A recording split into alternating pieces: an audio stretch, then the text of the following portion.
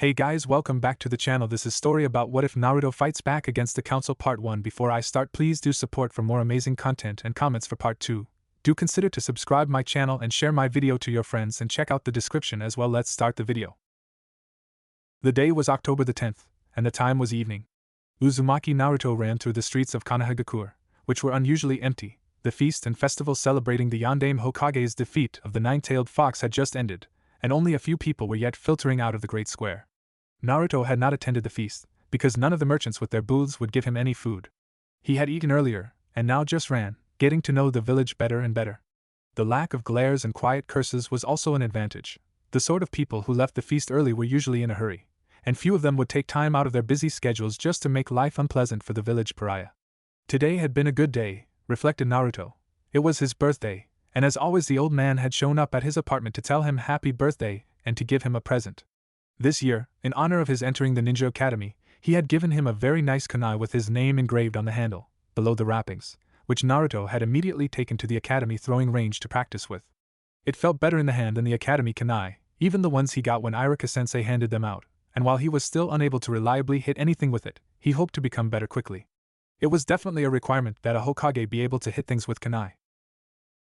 Akiyama Yuma and Sakuta Hachiro were both battle-blooded Chunin of Konoha. Unfortunately, they had both also had rather too much to drink during the fourth festival, and Yuma had lost a brother, and Hachiro his father to the Kyuubi.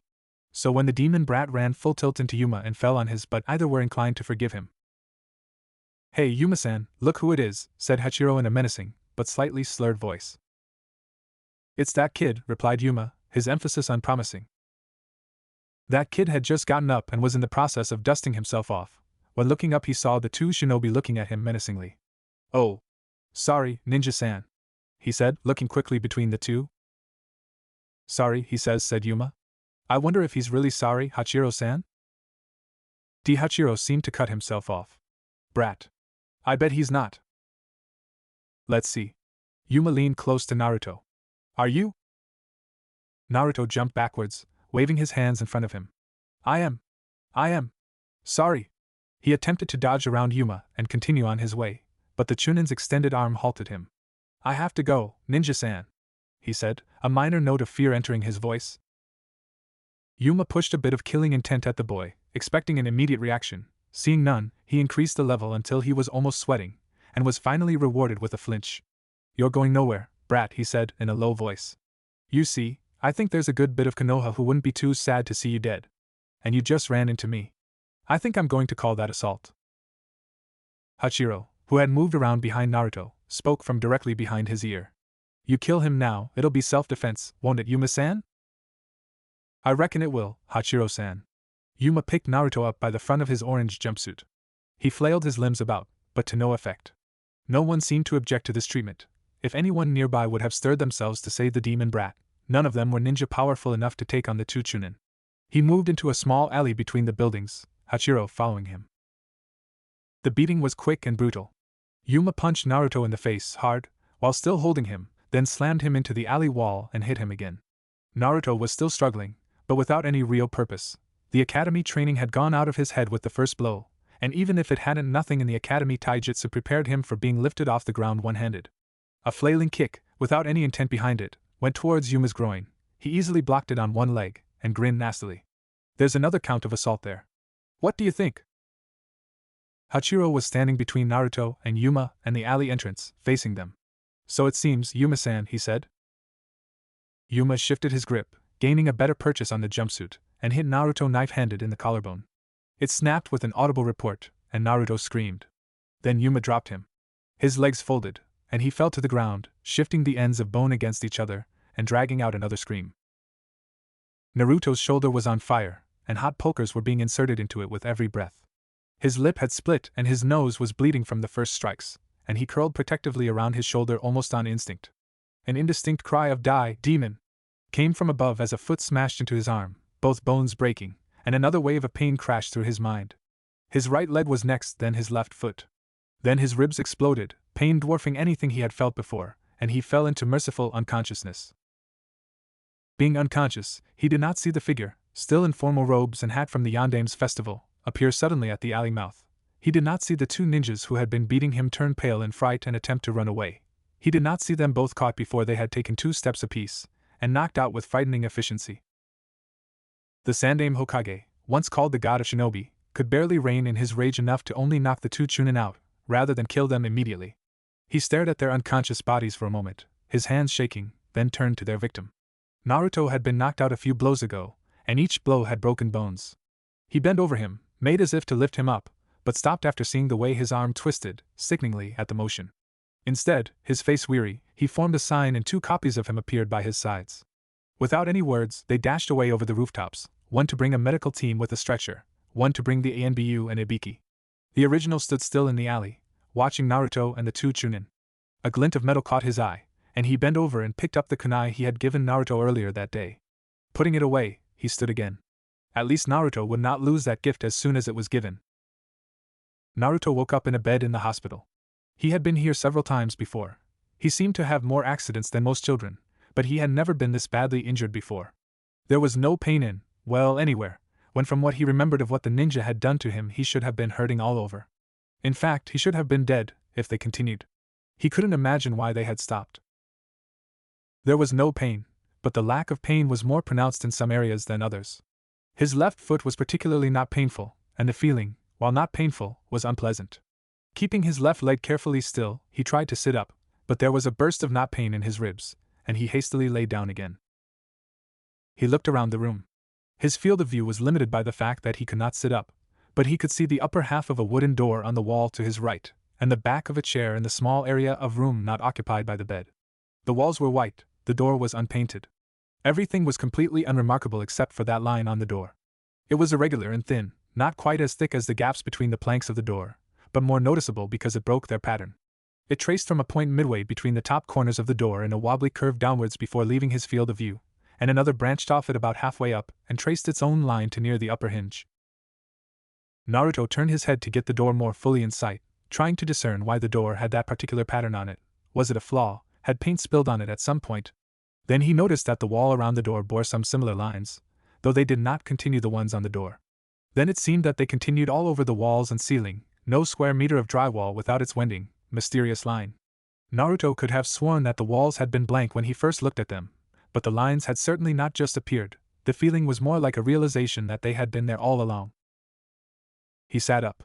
There was another burst of not pain in his ribs, but he ignored it. The feeling, while unpleasant, was not actually pain, and he was too consumed in the mystery of the there but not there lines to care about it. They were all over the walls, branching and rejoining seemingly at random, wending in irregular paths over the drywall. The obvious thing to do would be to examine them closely, but he could not get out of the bed, instead deciding to simply stare at them. They were entirely still and inoffensive, now that they had appeared, but they still gave him an odd feeling. After only a few seconds of closer attention, the odd feeling escalated to creepiness, and he looked away, instead at the wooden chair sitting in front of the door. The chair was not unusual. It was all wood, with no cushion or arms, only 4 legs, a plank-like seat, and the framed back. It also now had a bunch of lines on it, at least one crossing each rod of the back and an irregular grid of several on the seat. What are these? He looked next at the floor. It persisted in reassuring sameness for a moment before also manifesting lines, and again the feeling was not that the lines had appeared but that he had noticed that they were there already. With a sinking feeling, he examined the window. There were lines crossing the bar in the middle, and fainter lines on the glass itself. He looked at the table to his side, and felt a momentary, distracting flash of joy as he recognized the kunai the old man had given him sitting on it. Of course, it also had lines on it, as well as the table itself and the lamp above.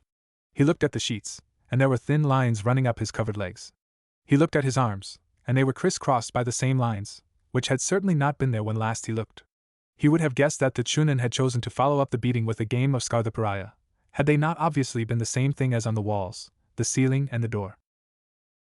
The knot pain in his ribs had been becoming steadily more insistently not painful throughout, but he had ignored it due to first his curiosity, and second the creepiness of the situation. Now, the vaguely unpleasant knot pain vanished entirely, replaced by a shipment of emphatic and severe pain. Naruto did not quite scream, but he collapsed, which caused the pain to spike momentarily, then fade. The shock took his mind off the lines, but they remained visible, taunting him with their inexplicable presence on everything he saw. Steps moved down the hallway towards his door, and it opened. A doctor came in, dressed like a hospital worker in gloves and a white apron, but wearing the hetaite of a medic kneeling. Doctor, apron and hetaite were, by now predictably enough, covered in thin, spidery lines. Awake, I see, said the doctor. The line crossing his lips moved normally with his words, as if it was simply painted on. The doctor walked a few steps to Naruto's bedside and moved a hand down his body, glowing with green chakra. And trying to sit up already. You would think we made the anesthetic seal unpleasant enough to keep you from doing that. You've got a couple of broken ribs, kid. Don't be putting strain on them. Naruto heard the words, but did not nod or speak. The lapse of whatever had held back the pain in his ribs had also given him wonderful new feelings of pain in his foot and other leg, and any movement would aggravate those or his ribs. The medic Nin did not seem to be offended by Naruto's lack of response. He waved a hand over Naruto's ribs, glowing again with chakra, and the pain mostly disappeared. So don't do that again. You'll do more damage. Also, you've got a visitor. I'd say wait here, but what else are you going to do? Chuckling softly at his own joke, the doctor left the room again. Naruto remained still this time, not moving even his head. Now that he was feeling the pain of his injuries, even without the ribs, he wished rather fervently that he hadn't sat up and triggered its return. He could still see the mysterious lines on the ceiling and on the lamp to the side, and even though he knew it was silly, he could have sworn they were mocking him. He resolved to ignore the lines for the moment, waiting instead for his visitor, whoever that would be. The only person who would be likely to visit him was the old man, so that was most likely. He was distracted from this train of thought when suddenly, out of the corner of his eye, he saw the wall on his left simply fall apart, crumbling in large chunks to the ground. He snapped his head over to look at the wall, and the holes in it, and large chunks of plaster on the ground vanished, the wall entirely as it was, including the impossible lines. What was that? He stared at the wall for several more moments, but nothing happened. He was just about to turn his head back when, again at the corner of his eye, he saw the ceiling, this time, break into pieces and fall, seemingly on him. This time the illusion was broken when the falling pieces failed to actually hit him, and as he turned his head again the ceiling was restored, whole as anything. Naruto gaped up at it in surprise. There had been something about that one. What was it? There. This time, it was the lamp above him to the right, and as it seemed to fall in pieces Naruto could just discern that the pieces were as if someone had cut the lamp all along the lines for which he still had no explanation. Is this some sort of messed up genjutsu or something? His train of thought was interrupted by the door opening. Naruto turned his head to see his visitor, the lamp snapping back into position as he did so. It was the old man. Naruto gave him a wide grin. Hey, Ojaizen. The Hokage smiled back. Naruto did not seem to have been affected too badly mentally by the beating. Physically he was a mess, and it twisted something inside to see him so incapacitated, but those wounds would heal. Hello, Naruto. How are you feeling? Naruto's face twisted in mock complaint. It hurts. I sat up and it started hurting again. Usually things don't hurt this much. The Hokage sat down in the chair. You haven't ever been hurt this badly before. I think you've only ever had pretty simple breaks before. They crushed your foot completely, and broke 3 ribs when that man kicked you. His voice was hard, but he left out that similar wounds in another person might very well have ended their ninja career before it began. Naruto's mysterious healing factor, which could not be proven to be related to the demon fox inside him, and so which he had not mentioned to any of the many parties who would have demanded information on any sign of the QB, had done its work. The nasty wounds would take only a few days to fully heal. Why did you sit up? This was delivered in a voice less hard, and more long-sufferingly exasperated. The anesthetic seal should have warned you not to. I felt that, but I had to figure out those lines, said Naruto. Not sitting up again, he pointed with his uninjured arm at the door. Ojaizen, do you know what those are? What are you pointing at? Asked the Sandaime. He turned in his chair to look at the door. Lines? You mean the joins between the planks? No, there are lines. Like just random lines on everything, said Naruto. They're all over the door, and the walls, and on that lamp, and even on my arms. And he paused, looking at the old man. On you too? And I've never seen them before. Do you know what they are? I don't see any lines anywhere, said the Hokage. A genjutsu? But why would there be? Can you describe where they are? They're all over. But there's one, he squinted at the door, that starts right in the middle of the top of the door and goes down. It's in the middle of the plank. There. He pointed as carefully as he could. The Hokage stood up and examined the door closely. There was no line that he could see. He even used a diagnostic medical jutsu, moving his hand over the door where Naruto had indicated. Nothing was on or inside the wood, except its ordinary grain. Lines. He turned around and walked to Naruto's side.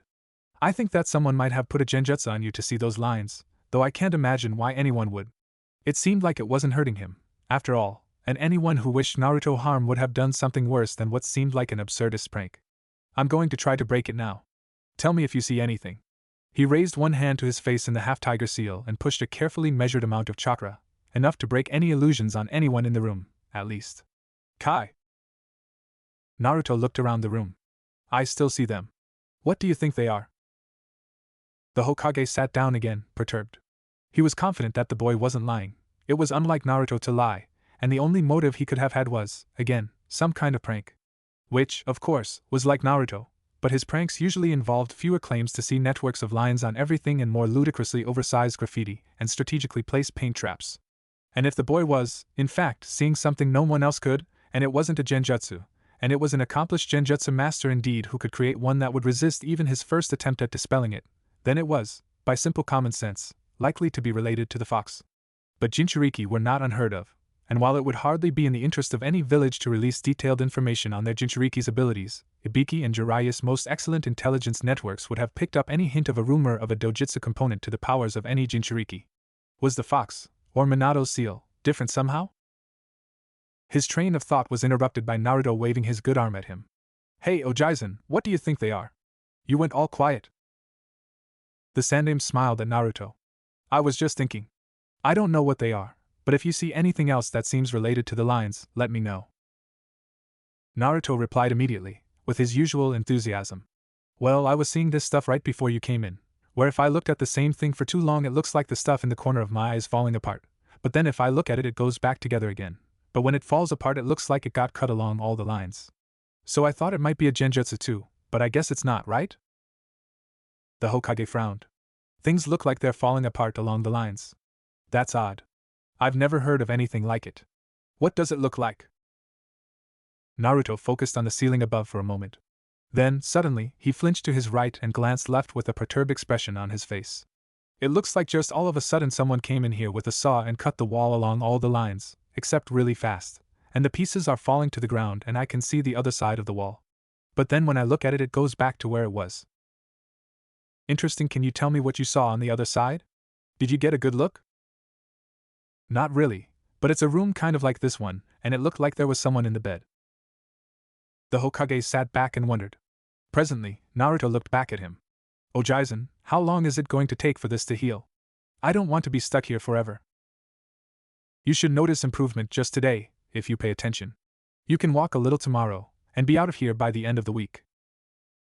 Thanks, Ojaizen. This was with a bright smile. Oh, and thanks for that kunai too. That's really cool. I'm going to get so I can hit the target with it every time. The Hokage smiled. Naruto's brand of enthusiasm was infectious, and a welcome counterpoint to the icy or furious political squabbles that were so many of the rest of his interactions. That's good, Naruto. But don't take it to the academy, okay? Naruto frowned. Why not? It feels so much better than the academy ones. The Hokage leaned forwards, as if imparting a secret. But Naruto, if you get really, really good with the academy kunai, how good do you think you'll be with this better one? Naruto brightened considerably at that. The Sandaime stood, stretching a little. I have to go now, Naruto. Good luck, and don't try to move from the bed unless the doctor tells you. Naruto waved enthusiastically with his uninjured arm. Bye, Ojaizen. Naruto lapsed back into the bed as the door closed. Though he would be stuck here for the rest of the day, it seemed to already be afternoon by the light coming in the window. The foot of the bed, just visible at the bottom of his field of view, seemed suddenly to crack in pieces and fall. Naruto blinked and scowled, the bed frame reappearing as he did so. Annoying, he said aloud. He closed his eyes. Luckily, the inside of his eyelids seemed to be immune to whatever had put mysterious lines on the rest of the world. It was perhaps an hour later, which Naruto spent alternately with his eyes closed or watching random pieces of his surroundings fall spontaneously to pieces, when he began to notice a gnawing hunger in his midsection. He looked around, and seeing no method of calling a doctor less conspicuously, started shouting. Hey! Someone! Do I get any food in this place? It was about a minute of this before he heard steps down the hallway again, and the door opened. It was the same medic Nin as before, but his expression was annoyed. Hey! Quiet it down a little, kid, there are other patients here. You missed lunch because you were still asleep. I'll send someone in with food. Naruto replied at a more reasonable volume. Thanks, Dr. San. Is there anything to do around here? Not other than lie around. If you get another visit, you can ask whoever it is to bring you something to read. Naruto pouted. All right, he muttered. The medic Nin raised an eyebrow at him, then, after a moment, turned for the door. If there isn't anything else? He asked, managing to make it clear that there had better not, in fact, be anything else. Naruto gulped. No, that's all, he said. Thank you, he went on hurriedly, remembering his manners. He got a nod over the shoulder, and the doctor left. As the door closed, Naruto flinched and looked up, only to see the ceiling return quickly to its non-broken state. He shivered. That could get really annoying, after a while. He lay back on the pillow again, and before he could remember to close his eyes, the table to his right broke in pieces and collapsed. He shook his head compulsively, and closed his eyes. A nurse came in with food. He opened his eyes, sitting up and trying to keep from looking at any one thing for long enough that he would see the illusions of destruction. She carried a tray with legs, which she extended and placed across his lap, harder than she needed to. A twinge shot through his ribs, and the nurse gave him a nasty look before stepping back. Naruto looked away, reminded of his apparent status in the village. As he looked out the window to avoid her eye, suddenly, deep gashes appeared across her arms, her chest, her face. She fell, blood pouring from the wounds, her arm already separate from her body. He gave a yell of horror and jerked his head around to look at her. She, of course, was still entirely intact, and glanced at him contemptuously before stepping out of the room. Naruto panted, trying to slow his heart. He knew that it had been an illusion, just another manifestation of the same thing that had been bugging him since he woke, but that had been much worse than what had happened before. The lines still weaved tauntingly and inexplicably across everything in his field of view, but he now looked at them with deep distrust. He had seen the line running diagonally down the nurse's arm, but thought little of it, ignoring it as he had begun to ignore the others, and then he had looked in the wrong place, and that line had seemed to rip her arm off. He looked at the lines on his own arms and shuddered. The tray with the food had not been disturbed by his sudden movement, so he tried to sit up to eat it, and was reprimanded by a slash of pain across his ribs. He dropped back, wincing, but the pain was less even now than it had been, and he tried again, pushing through it. He was damned if he was going to call back that nurse and ask her nicely to sit him up with pillows. She'd probably be more inclined to smother him with one. These dark thoughts accompanied him until he got himself sat up, at which point they were displaced by disgust at the quality of the food.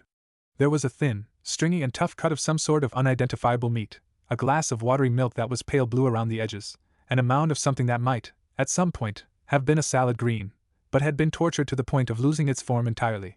He looked away in disgust, and the plate split in two, dropping its unidentifiable meat and green onto the tray. Looking quickly back, he muttered under his breath and began to reluctantly eat.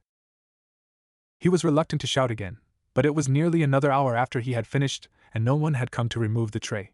He had lain down again after finishing, and spent the rest of the time, mostly, with his eyes closed, trying to avoid the constant sensation that his surroundings were constructed from carefully arranged toothpicks and twine, and the slightest movement might break them. After sufficient impatience, he again started shouting. Hey! Hey! Someone come and get this thing off me!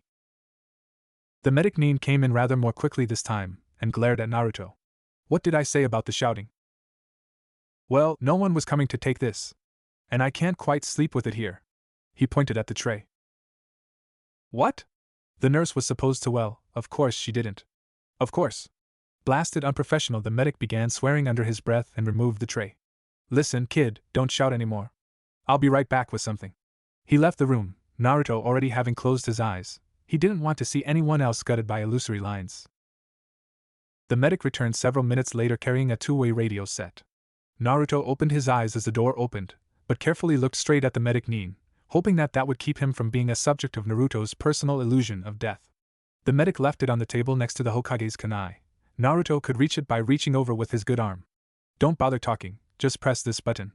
He indicated a button on the side of the device. That'll call me, more quietly. Not the nurses, who apparently cannot do their job. No more shouting, okay? Okay. Naruto made as if to bow, forgetting his position. He flinched at the unwise motion and hurried on. Thank you, medic-san. The medic made for the door, Naruto keeping his eye on him. As he walked out, the chair just to his left split into pieces and fell. Naruto jumped. That hadn't been the medic, true, but it certainly hadn't been in the corner of his eye either. He closed his eyes again, hurriedly. It was not even yet dark, but Naruto, who had nothing better to do than lie still with his eyes closed anyway, decided to try to sleep. It was hard. Even with his eyes closed, he would occasionally flash back to the nurse, cut up, sliced in pieces, rendered dead and mangled by the malevolent lines. Even the knowledge that it was not real, that it had never happened, that he was being frightened by the memories of an illusion, did not make the images stop repeating. He finally slept, but his nightmares were of a grid of lines covering everything and everyone, and it all falling to pieces, everyone he knew reduced to inert piles of bloody meat, Konoha itself broken in pieces and lying on the ground. He did not scream when he woke, but it was a near thing. The room was dark, so dark that at first he could not even see the window. After his eyes adjusted, he could see it in a faint glow, probably a light down on the street. He was covered in sweat, though he had not moved from his position. An incautious decision to try resulted in a pointed twinge from his ribs and his foot. His broken arm did not pain him. He fell back into the pillow and closed his eyes again, grateful for the darkness that hid the lines of death. Naruto woke the next morning to bright sunshine. The sun shone in the window and left the room brightly lit, and the environment was cheerful enough, but he still saw the lines on the walls, the ceiling, everything, and they reminded him inescapably of his nightmare. He shuddered violently at the memory, then flinched almost instinctively, expecting pain, but even that relatively drastic motion did not draw any particular feeling from his ribs. He felt his side, where the pain had been, and felt nothing. Encouraged, he pushed a little harder, and it twinged, dashing his hopes that he might have been fully cured. He lay back again, looking up, and saw the chain holding up the lamp above him break in 5 pieces, the lamp plummeting to the ground to break the illusion. He shook his head violently and tried to sit up. The motion succeeded with no unusual pain, but a lingering sense of fragility about his side and foot warned him not to attempt any gymnastics, even if he could stand. He contented himself, for the moment, with stacking his pillows behind him and leaning back against the head of the bed. Then the door broke in pieces and fell to the ground. He shook his head violently and closed his eyes. The door had been right in the center of his field of view. Apparently whatever it was that was affecting him was progressing. The idea was not reassuring. He sat with his eyes closed, thinking of nothing in particular, until he became aware of a renewed hunger. The thought of more food like the previous days made him cringe in disgust, but his hunger eventually overcame it. Rather than shouting, he searched out the radio communicator on his bedside table. The lamp broke in pieces and fell, almost on him, and pressed the call button, before noticing that he had unconsciously moved his broken arm. A test wave called forth no pain, and Naruto grinned. This one had healed even faster than the last time he had broken a limb. The window broke and fell to the ground, its pieces shattering on impact. Naruto closed his eyes again, startled and annoyed. If nothing else, this will drive me insane in another day. The lack of a breeze, a noise or any smell of the outdoors reassured him that the window was, in fact, still intact. He remained there until the door opened and the medic Nin from the day before stepped inside. "Hello, Medic-san," said Naruto, opening his eyes to look at the doctor. "I wondered if you could tell me, what time is it, and when can I get breakfast?" "You slept late, Naruto-san," said the ninja. The wooden siding tacked onto the wall in the hallway outside the door split in several pieces and fell, exposing bare plaster behind. Naruto shook his head slightly as the medic Nin continued. "It's almost noon. You'll have to wait for lunch." Naruto nodded, looking slightly chagrined. "Okay, Medic-san. Ojizen said that I could get out of bed today. Can I?" The medic looked slightly aghast at Naruto's familiarity, and stepped forward to run a hand over Naruto's ribs. "Hokage-sama is probably right," he said after a moment, emphasizing the title. "You can try it now, but if it hurts you'd better get back in bed." Naruto threw off the covers only to note that he was wearing nothing but briefs. He contained his momentary startlement and slid his legs off the side of the bed, successfully standing, then asked, "Also, Medic-san, is there anything for me to wear?" The medic Nin nodded. The left wall broke again, exposing another near-identical room, and handed Naruto a hospital gown that had been hanging on the wall. Naruto turned away, not out of modesty so much as a sudden dread that the illusion would catch the medic Nin, and he would be subjected to another round of blood and death. He slid into the gown, knotting it as tightly as it would knot, then spoke without turning around. "Thank you, Medic-san. Do you know where my other clothes are?" "They're being taken care of. You should be able to change back into them sometime later today, if you want, but you shouldn't spend too much time out of bed. Is there anything else?" This last was spoken with a slight edge to it. Naruto guessed that the medic did not appreciate the gesture of speaking with his back turned. He turned around, reluctantly, and shook his head. The medic nodded and went out. This time it was the doorframe, tens of little wooden chunks falling to the ground around a ragged hole in the wall. Naruto quickly shut his eyes and sat on the bed. Feeling more restless now that he could stand, Naruto opened his eyes and looked around. The room was small, and only felt more confining now that he was capable of moving in it. He stood up and moved to the window, looking out. The view was impressive, and the more pleasant for the fact that he could not see any lines on anything. He was unsure whether that was due to distance, or if the odd illusions did not extend to things far from him, but it was enjoyable nonetheless. Then the question was answered for him as a tree shivered and fell to the ground, not as if it had been cut but collapsing straight downwards, a cloud forming of its leaves in the air. He shook his head compulsively, looking down, but soon looked out again. Keeping his eyes closed was getting painfully boring, and he was tired of looking at the lines. 2 more trees and a small building later, Naruto decided to stop looking out the window. He moved over to the chair and sat in it, keeping his eyes down. His eyes fell on a large, irregular piece of flooring, unobscured by the bed, defined by the eerie, spidery lines that formed its borders. Almost as soon as he saw it, it was cut along the edges and fell into the room below. Shaking his head again, he closed his eyes and moaned in frustration. The door opened. Naruto looked up and saw the medic Nin stepping through, holding a tray. This time, the tray split in two, a plate and glass falling to the ground and shattering. He shook his head convulsively, trying to clear out his mind, as the medic walked over to him with the entirely intact meal tray. He set it on the ground in front of Naruto, deploying its legs so that it made a passable table. "Here you are, Naruto-san. Also, Hokage-sama, he made a point of the honorific, is here to see you again. I'll bring him up in 3 minutes. Be polite." With this admonition he again disappeared out the door. Naruto, who had looked down as soon as he saw the medic, looked up again, and ate.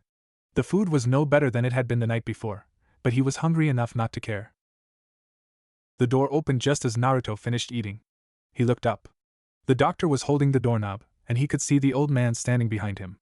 This was as far as he got before he saw the doctor slump suddenly, blood starting unexpectedly from his clothes, then collapse, his body coming apart as he fell. Without noticing the motion, Naruto was on his feet. The tray clattered to the floor as he yelled in horror, his eyes fixed on the bloody corpse lying in pieces on the threshold.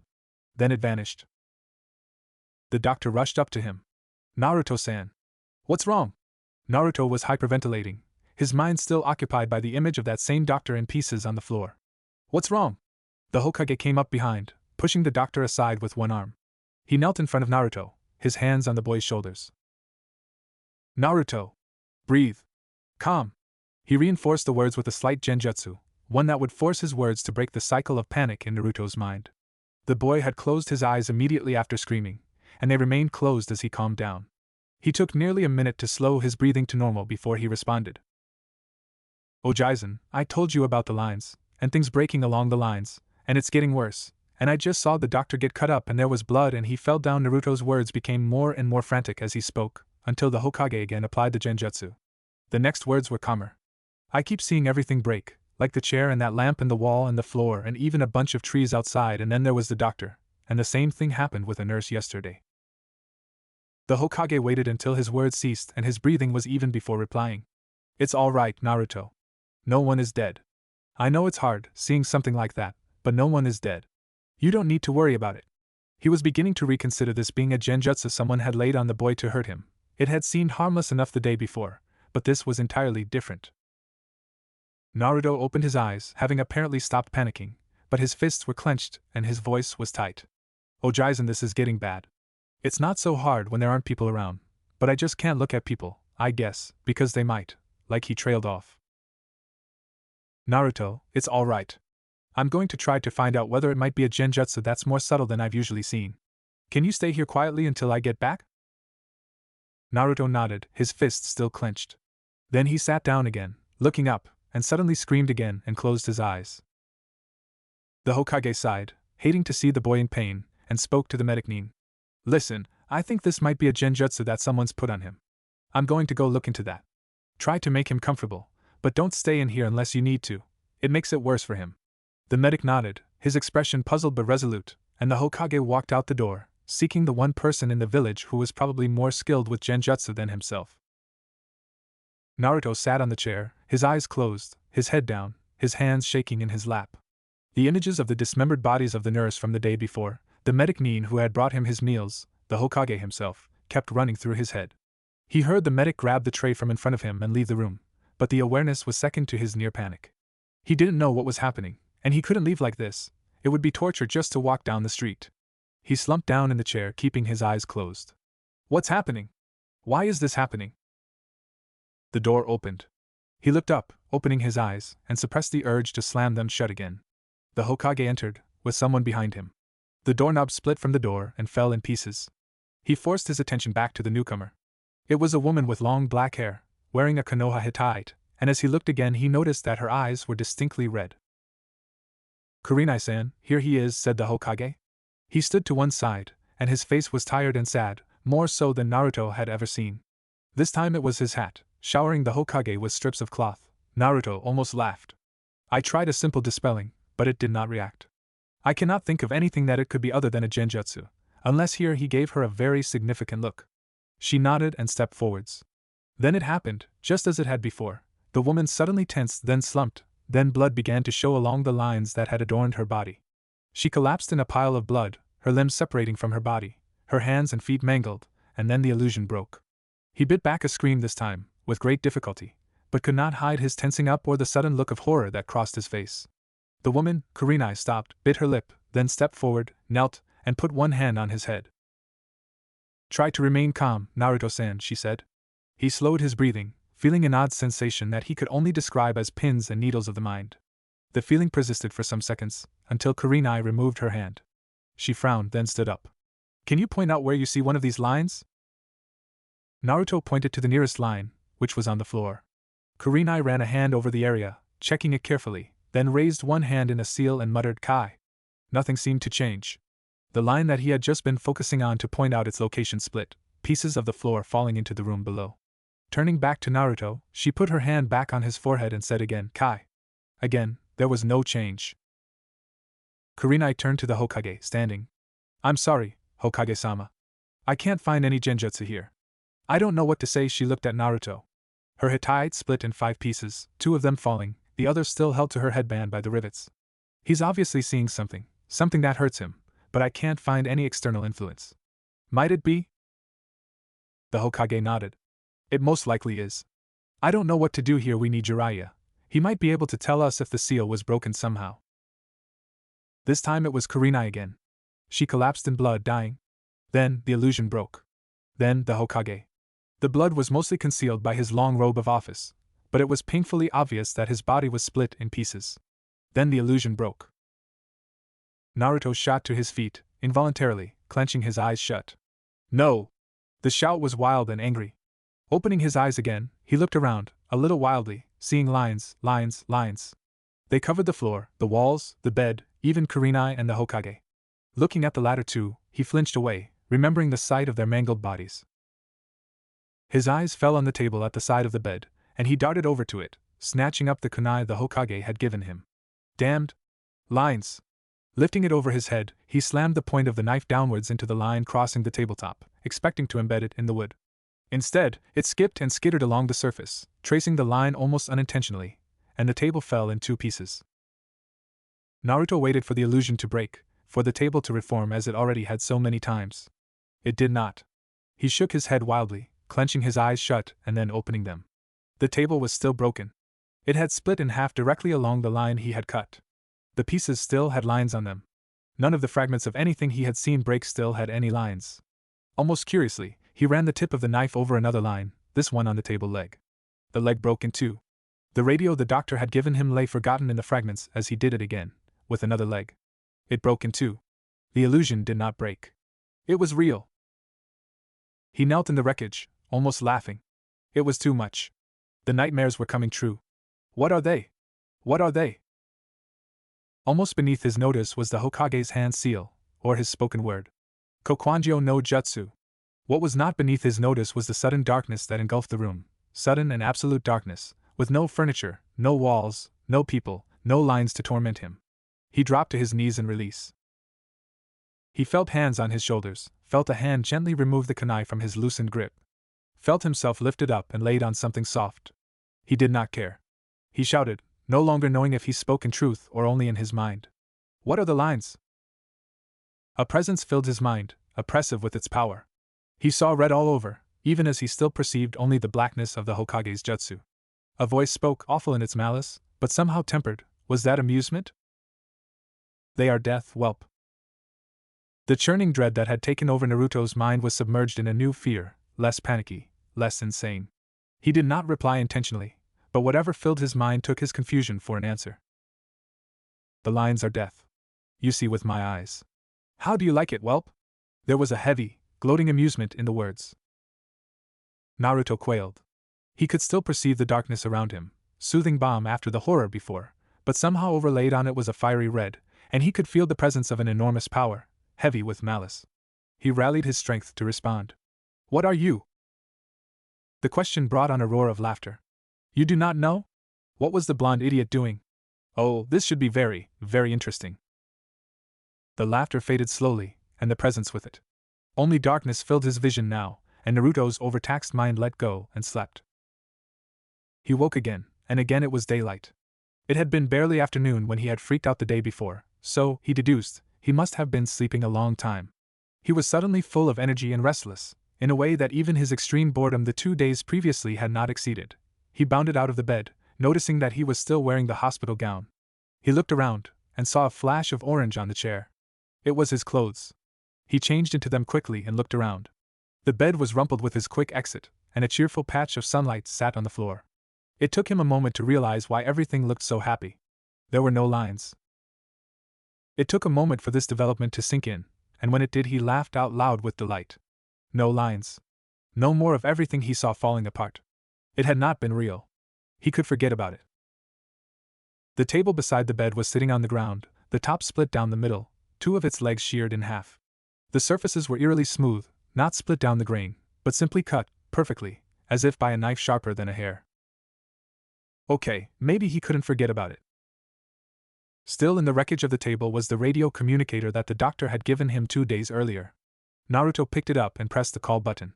Soon enough, there were steps down the hall and the medic Nin walked in. He looked startled to see Naruto up and dressed, but maintained a professional attitude. Hello, Naruto-san. What is it?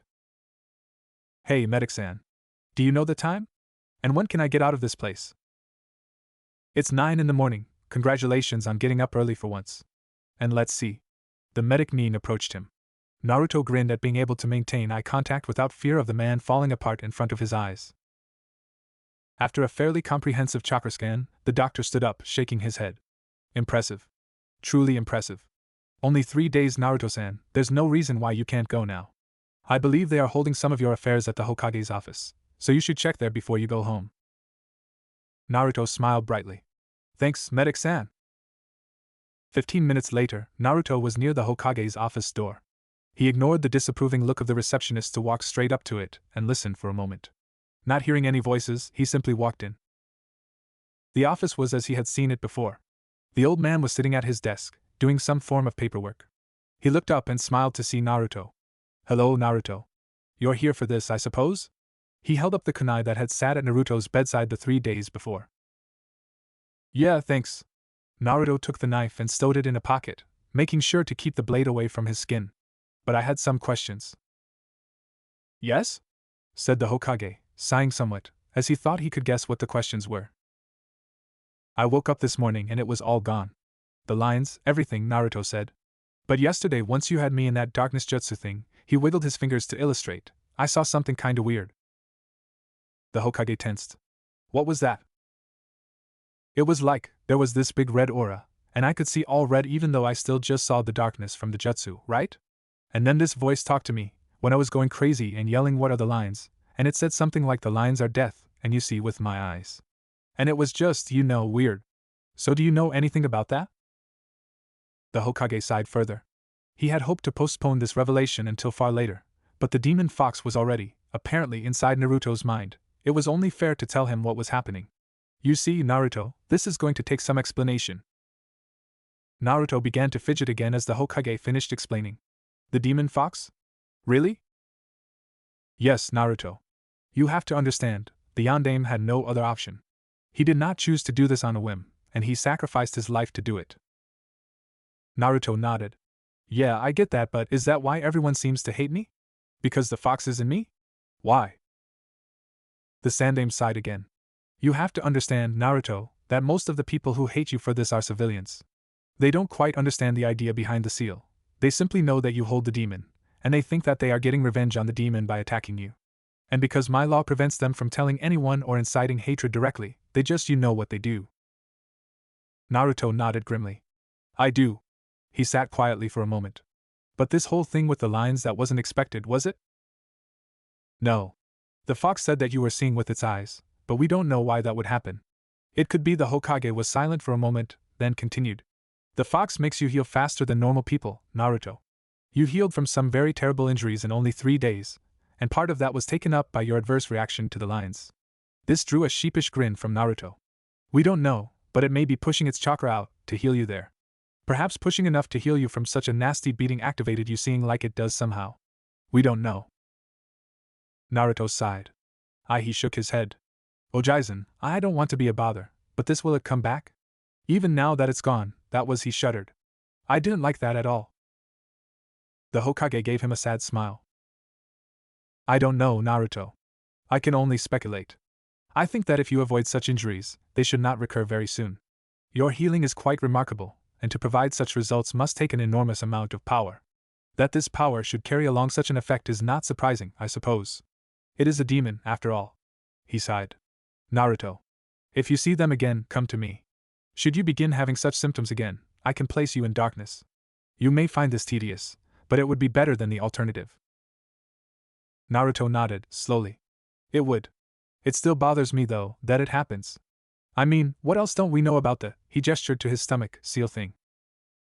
The Sandaime thought about this for a moment. Naruto, I would like to make you an offer. The boy shifted. What's that, Ojaizen? I'm going to give you access to the Konoha archives, like a full ninja would have. Not a genin either. Usually you need to be Chunin level to get this access. And I'm going to ask in return that you learn as much as you can about Fuinjutsu. Okay? Naruto frowned at him. That seems a little boring, Ojaizen. The Hokage's smile became wider and knowing. But little you know. Naruto, which branch of the ninja arts is used to create exploding tags? Naruto froze for several seconds. They had seen exploding tags demonstrated, of course, and it was an upcoming lesson to learn to trigger them with their own chakra. However, they were most emphatically not allowed to purchase tags for themselves, and the academy supplies were kept well hidden away. Then he smiled broadly. Oh, that sounds fun, Ojaizen. And was that a bit of a gleeful smirk hidden under his usual grin? I'm sure it does, Naruto. And I think that you might find Fuinjutsu to be of use in, shall we say, other ways, that some might consider a little outside the norm. But the Hokage had straightened, and his smile was gone. They may not look it, and you will find some who look down on them. But seals are the most dangerous ninja art. Both to your enemies and to you. You have my leave to study up to a certain level on your own. You are not to go beyond that level, and whatever you make is to be used safely. He looked down at Naruto, very serious. The reason I ask you to do this, Naruto, is because of your status. The seal which holds the fox inside you is the fourth masterpiece of Fuinjutsu. There are many shinobi in the village who know some of that art, and none of them will stint their help with it, if you need. But you will always have the greatest access to it, and perhaps some insight unavailable from the outside. You will not reach that level for a while, but in the long run, you must learn Fuinjutsu to defend yourself against what you hold inside. Do you understand? Naruto gulped a bit, but stared back at the Hokage with resolution. I got it, Ojaizen. He took a breath, and his grin began to return. And thanks. Naruto sighed as he left the academy. It seemed that he did not get time off the academy for any longer than he was in the hospital for, and he had stayed up most of the previous night reading the first sealing scroll the old man had given him. He had woken up in a panic and dashed out the door, far too late to make his usual lunch. He was starving, and he didn't have enough money right now to go to Ichiraka-san's place for ramen. He walked tiredly home, looking forwards only slightly to eating the mere instant ramen available there. Hyuga Hinata walked along some way behind him. She had been worried when Naruto simply disappeared for 3 days after the Yondame's festival, but when he came back he seemed healthy, if tired. He seemed less engaged, though, less attentive even than usual, and he would occasionally, when he thought no one was looking, give a sigh and shake his head as if to dislodge something. However, today he had, for the first time, actually forgotten his lunch, and as was usual she had packed double so that, if he did, she could offer him food. She had missed the opportunity to give it to him at lunch, but mustering all her courage, she moved faster and caught up with Naruto. Ano Naruto-kun, she trailed off, losing her nerve as he turned to her. Hello, Hinata-san, he said, giving her his usual broad grin. She ducked her head and said nothing.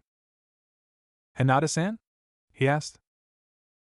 You didn't eat lunch today, she said in a rush. I have some food left over, if you want. She offered him the portion of her lunch that she had not touched. Naruto looked at her, his expression puzzled. Ah, thank you, Hinata-san. He took the second bento. Why are you offering this to me? Hinata ducked her head even further and blushed. I know you didn't eat lunch and you looked hungry. And, you looked a little bit tired today, and she trailed off. Naruto was silent for a moment, then smiled at her, and it seemed different than his usual brash grin, more real, somehow. Thank you, Hinata-san. I should get your bento back to you. Do you mind just waiting here? She shook her head quickly. No, that's fine. Whatever you want, Naruto-kun. He smiled again, and sat on the rock to eat. The Sandaime Hokage sat in a chair at the head of two long tables.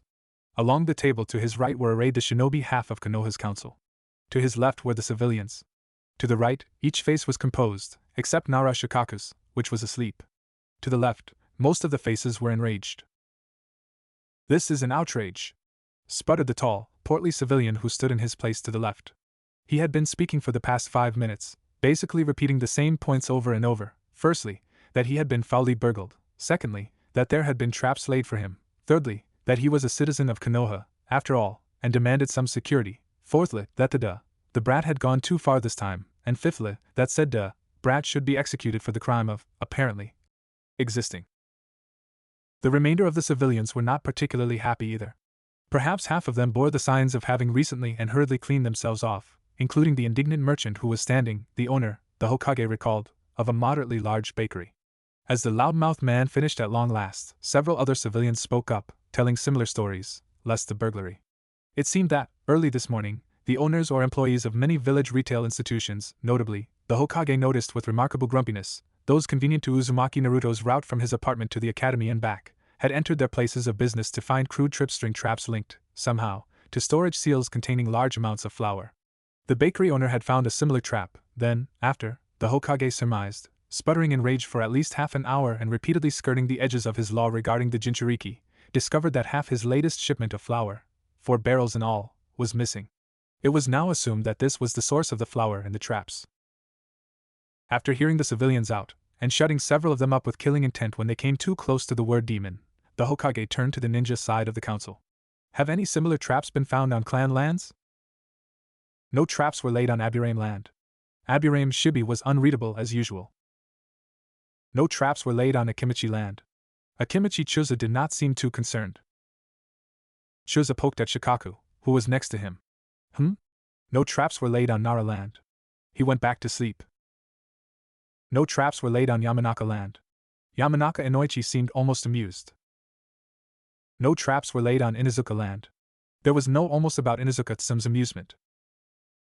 A single trap was laid at the gate to the Hyuga compound. It was triggered by Hyuga Makoto-san, who was able to avoid its payload almost entirely.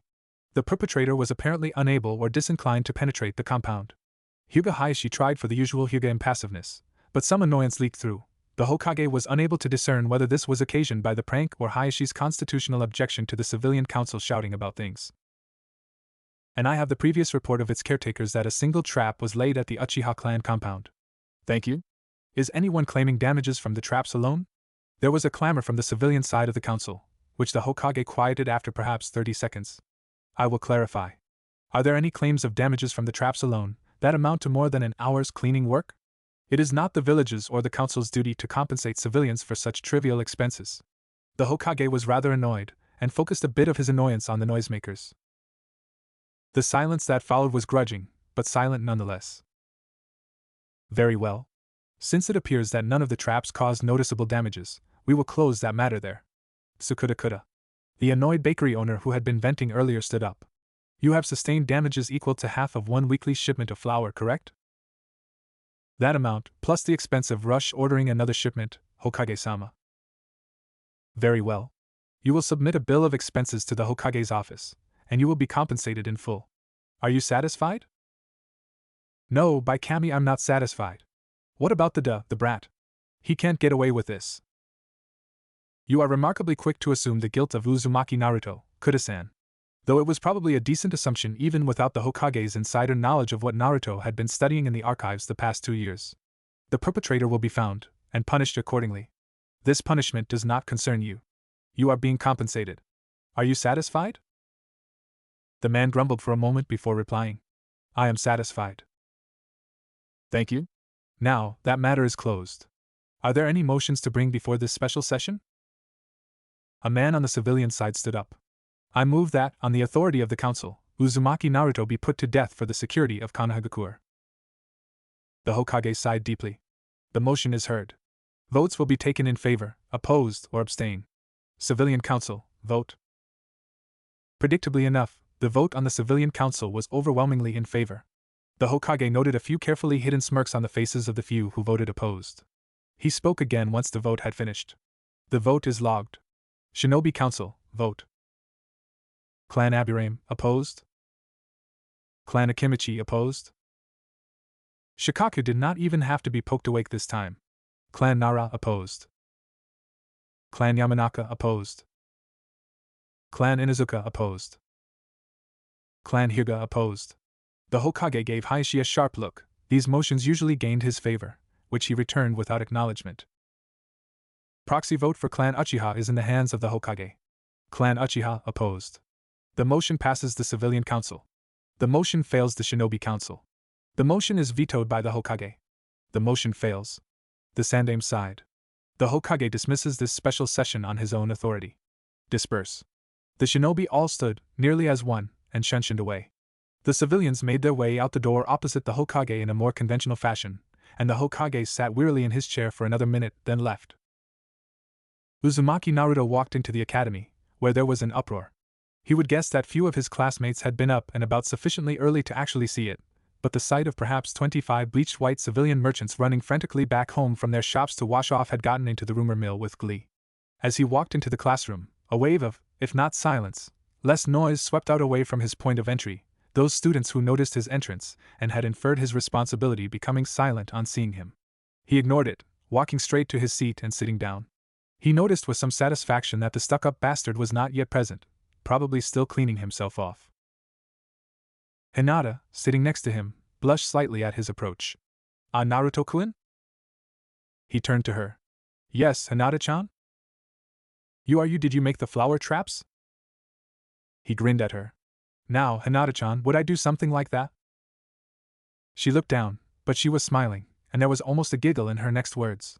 You should not do such things, Naruto-kun. Makoto-san was very angry. Well, I'm very sorry that Hyuga Makoto-san is angry, and I'm sure the person who laid all those traps did a very bad thing. Naruto smiled at her. The conversation, so far, had fallen under the cloak of all the other conversations happening at the same time. Now all conversation stopped as Iruka-sensei opened the door and walked into the room. He stopped at his desk and began speaking. Class, be silent. This was mostly a formality, as the class was silent already. I have instructions to tell the students the following. An incident occurred this morning involving, the gates of the Hyuga and Uchiha estates, and the doors, front hallways, and bathroom doors of multiple civilian retail establishments throughout the village. The named locations were trapped with rudimentary fuinjutsu flower traps, presumably set up last night. A hunt for the perpetrator is currently ongoing. Several people looked at Naruto, and the majority who did not were clearly exerting heroic willpower to avoid it. That is all the information available. Thank you. We are now going to begin our lesson, he said with a fulminating glance at Naruto, with a re-examination of the class proficiency in the Henji no Jutsu. Please line up at the front of the class.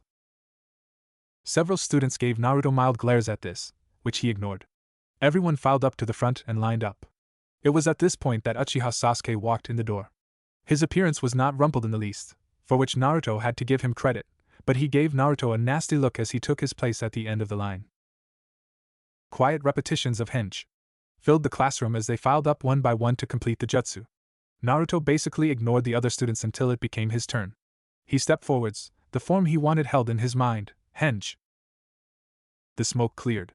Iruka, his face suddenly twitching, was looking at a transformation that was, indeed, a perfect copy of him, except that he was wearing white pajamas embroidered with bright pink rabbits. Naruto as Iruka grinned. So, sensei, do I pass? Iruka twitched several more times before replying. Naruto wasn't sure whether he was holding back amusement or annoyance, but if he had read Iruka correctly before, it would be amusement. Iruka's deadpan reply seemed to confirm it. I'll mark your Henji as proficient and your ability to respect a teacher as needs work, he said. Get back to your seat already. Naruto released the transformation and walked back. Naruto walked into the Hokage's office, his movements painful. Maybe that trap on the Uchiha compound hadn't been such a good idea after all. Sasuke team had beaten him bloody in taijutsu practice that day. He might almost believe that he had touched a nerve. Ah well. He would have to console himself with the thought that he could easily have replaced the flower in the trap with a few kunai, or an explosive tag. There was more to being a ninja than the ability to punch people efficiently. The old man was sitting behind his desk, writing something. He looked up as Naruto walked in. Hello, Naruto. Thank you for coming. Naruto grinned. Hi, Ojaizen. The Hokage smiled at Naruto and gestured him to sit. Now we need to talk about all those flower traps. Naruto burst out in mock indignation. Hey!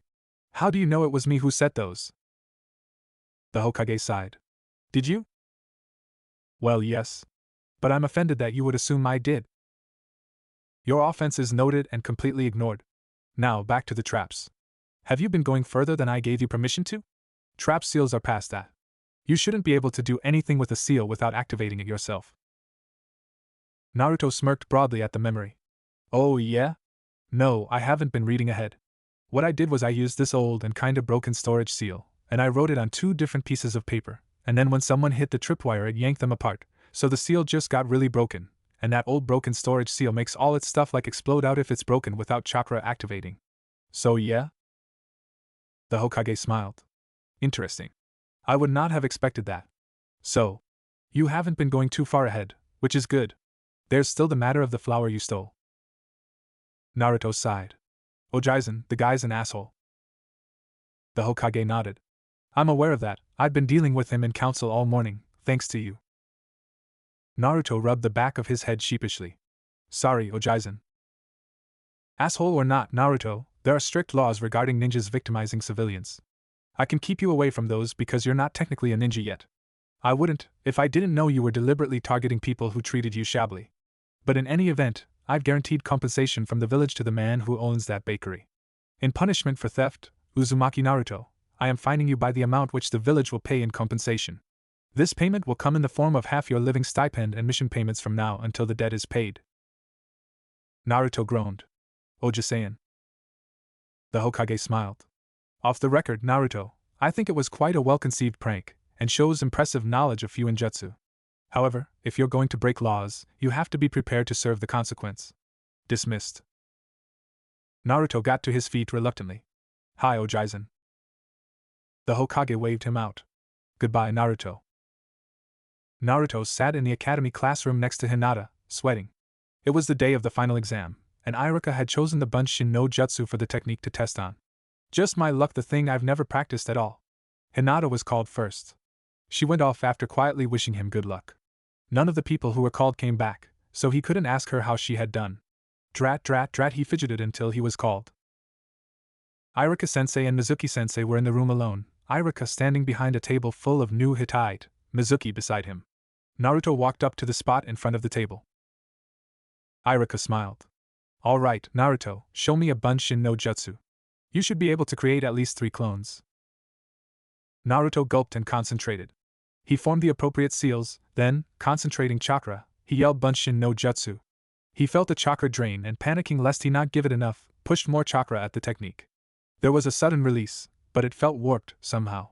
Naruto waited for the smoke to clear, only to see a single clone, looking like a slightly bleached zombie, lying beside him.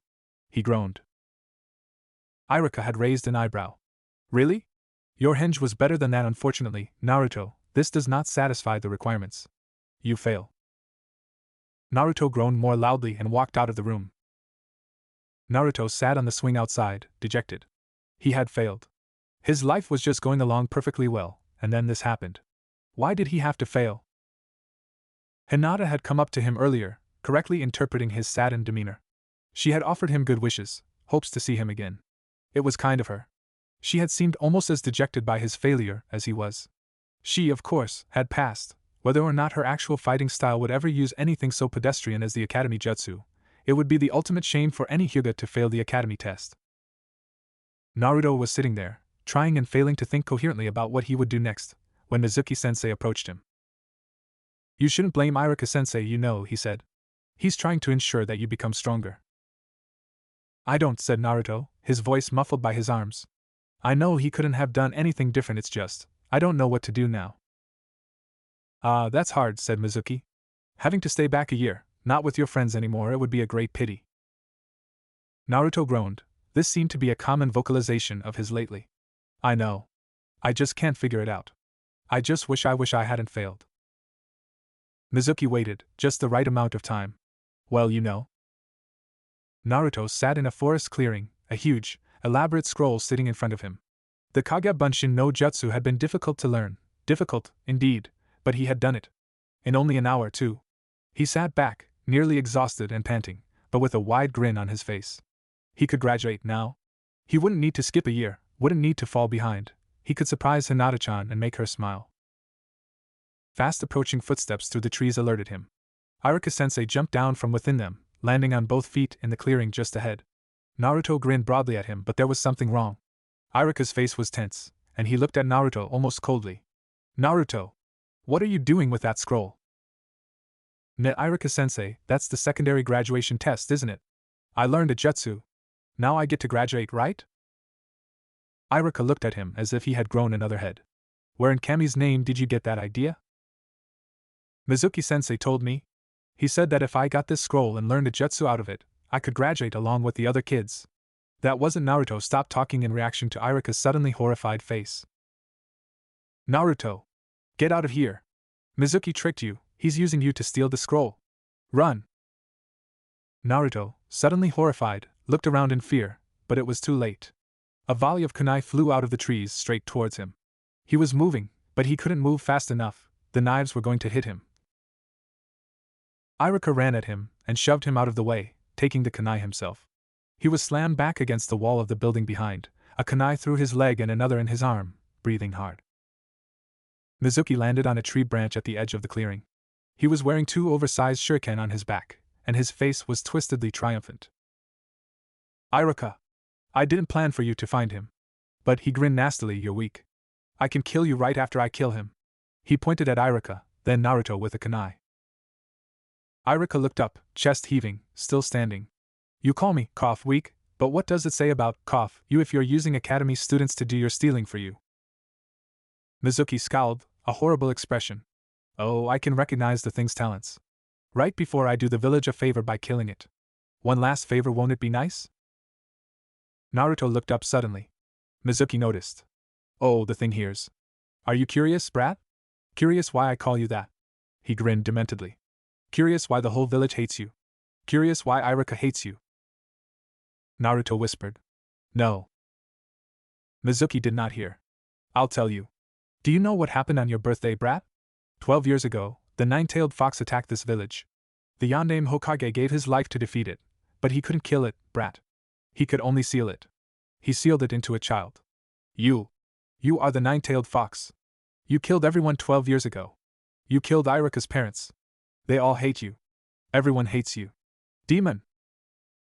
Naruto stood up, slowly. No. Resolve shot through his mind. Mizuki had lied to him, had told him that he was the fox. No doubt Mizuki had not known that he already knew about the seal, so he was guilty of deliberately violating the Sandame's law. Most of all, Mizuki had hurt Iruka, he would die in pain. Naruto began to laugh. Ha! You thought that would faze me? Mizuki scowled and jumped down from the tree. I don't care. Die, demon! He took the huge shuriken off his back and hefted it. Then threw it at Naruto. It turned from a static, 4-pointed blade to a spinning, flying disc of death. Naruto could see Iruka, off to the side crouching, preparing to jump into the way, to take the blow. The shuriken spun towards him as Iruka flew over from the right and Naruto simply stepped out of the way, knocking Iruka down and letting the shuriken fly harmlessly past into a tree. He laughed further. You call me demon? You think me demon? Then know a demon. He pulled a kunai from his holster, pulled one of his own homemade explosive tags out of a pocket, wrapped the note around the handle of the kunai. Then he clenched it in his teeth and crossed his fingers. Tajua Kage Bunshin no Jutsu. There was a burst of smoke that eclipsed the whole clearing. When it cleared the clearing, the trees around, the roof of the building, were all covered in copies of Naruto. The only clear space was a small circle around Mizuki, who looked around frantically, suddenly absolutely horrified. Each clone was glaring at him with death in their eyes, and each clone still had a kunai with an explosive tag wrapped around the handle clenched in its teeth. The 20 or so clones closest to Mizuki activated their tags and threw them at Mizuki. He managed to jump out of the way in time, and a cloud of red glowing tags converged where he had been, then exploded hugely. Mizuki, still in the air, was a sitting target for the next 20 clones doing the same thing. This time, most of the kunai hit. Mizuki was wreathed in red for a moment before the tags exploded. A mangled body was catapulted out of the blast, Mizuki barely recognizable, his clothes burned through. Mizuki was almost certainly dead by this point, but that didn't stop the remainder of the clones. Each one threw their kunai straight at Mizuki's body. They hit as he topped his arc, 100 little red glowing motes congregating on him. Then they exploded. By some quirk of position, this explosion sent Mizuki down instead of up. His body, now completely unrecognizable, shot straight down from the sky and collided with the ground. The explosion, high above the forest, blew leaves off the trees. Then there was silence. The clones all dispersed, one by one. The original Naruto stood there, silent, staring at Mizuki's body. He was horrified. He had meant to kill Mizuki, but he hadn't intended such overkill. His voice, when it came, was almost, but not quite emotionless. Guess I went a little too hard, huh? Iruka, still sitting on the ground, gaped at him. Then Naruto noticed something. There, on the ground around Mizuki, was a loose grid of spidery lines. He looked around, beginning to panic. The lines. The horribly familiar lines. They were everywhere, they were coming back. Naruto crumpled, screaming, and clenched his eyes shut. The Hokage sat in a side room off his office, one with a bed in it. He couldn't imagine why there was a superfluous bedroom here, but it was useful. Naruto lay on the bed, his eyes closed. Iruka sat beside him on a different chair. Mizuki's body had been collected. The Hokage had seen it, before it was disposed of. Naruto was certainly powerful. He hoped the experience hadn't been too painful for the boy. Iruka had just finished his report of what had happened. He had had to knock Naruto out to carry him back here. Any attempt to move him while conscious had resulted in his struggling wildly to escape. The Hokage had brought him in here. He was the only one who knew how to deal with Naruto's Kyuubi-induced craziness. The Hokage turned to Naruto, still unconscious, and sighed. Time to try and help the boy. He reached out to his forehead, medical chakra flickering on his hand, and woke him up. Naruto's eyes opened. They flicked wildly around the room, and Naruto tensed up. Before he could move or scream, the Hokage had finished the seals. Kokwanjyo no Jutsu. Naruto relaxed in the sudden darkness. The Hokage spoke. Naruto. Can you hear me? It took a moment for him to reply. I hear you, Ojaizen. What's happening? I've placed you under a genjutsu to prevent you seeing things. You've been acting like you did that time 2 years ago. Iruka just got back from the forest with you. What's happening? Ojaizen, they came back. I had just killed Mizuki, and then the lines came back. A note of strain entered Naruto's voice talking about them, even without seeing. The Hokage made his voice as gentle as possible. It's all right, Naruto. You can't see them now. Try to remain calm. He paused for several breaths before continuing. I've heard what happened from Iruka. You don't need to talk about it. I'd like to ask you about the lines. All right? Naruto nodded, still lying on the bed, his eyes open, if unseeing. All right. I had just killed him, and his body fell down, and then I was looking at it, and I saw the lines again, and remembered. He shuddered. And I guess kinda went crazy, and then the next thing I remember is waking up here. The Hokage nodded before remembering that Naruto couldn't see him. All right, Naruto. Iruka is here. I'm going to explain to him what's going on, and then I'll want to ask you something. All right? Okay, Ojaizen. The Hokage turned to Iruka. This is related to something that happened to Naruto 2 years ago. You remember when he was absent? Iruka nodded. He was absent because he was ambushed by a couple of former Chunin in an alley and beaten. Really badly. And during his recovery, he started seeing some sort of manifestation, a grid of lines on everything, and later on he started to see things and people fall apart along the lines. It took some toll on his mind. The effect went away after he was recovered. We suspect it's related to the fox. Iruka nodded again, his face sober. So those are the lines he's talking about? They are. We know it's not a genjutsu or anything. I had Kurenayan to check on him.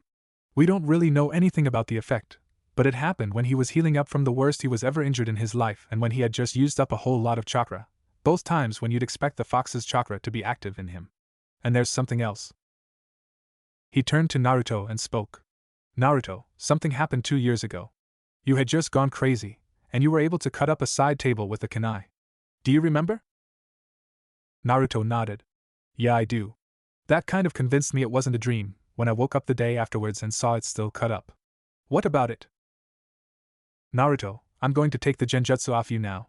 If you start seeing anything break, I can put it back on you, but I want to check something. Okay? Naruto hesitated before nodding. Okay. Go ahead. The Hokage broke the technique, and Naruto's eyes moved again with purpose. He sat up. What did you want to check? Can you still see lines? Naruto looked around. Yeah, it's a little fainter. Like I can't see them on something until I really look. But yeah. He took a deep breath. Do you remember what you did when you broke the table 2 years ago? Yeah. I was trying to stab the line. I don't know what I thought it would have done. But the kunai just kind of traced along it, and the table broke. Same thing happened with the legs. The Hokage handed Naruto a kunai which he took from his own holster. Then he cast about for something to test it on. Iruka, would you mind standing? I'd like to use that chair. Not at all, Hokage-sama. Iruka stood, and the Hokage reached over to his chair and handed it to Naruto. I want you to do the same thing that you did 2 years ago with the desk. Just trace the lines on the chair. See what happens. Naruto took the chair and set it on its legs in front of him. Peering at it closely, he frowned and placed his kunai on the edge of the seat, then traced it along the top to the other side. The Hokage could clearly see that he wasn't pressing hard enough even to scratch the paint.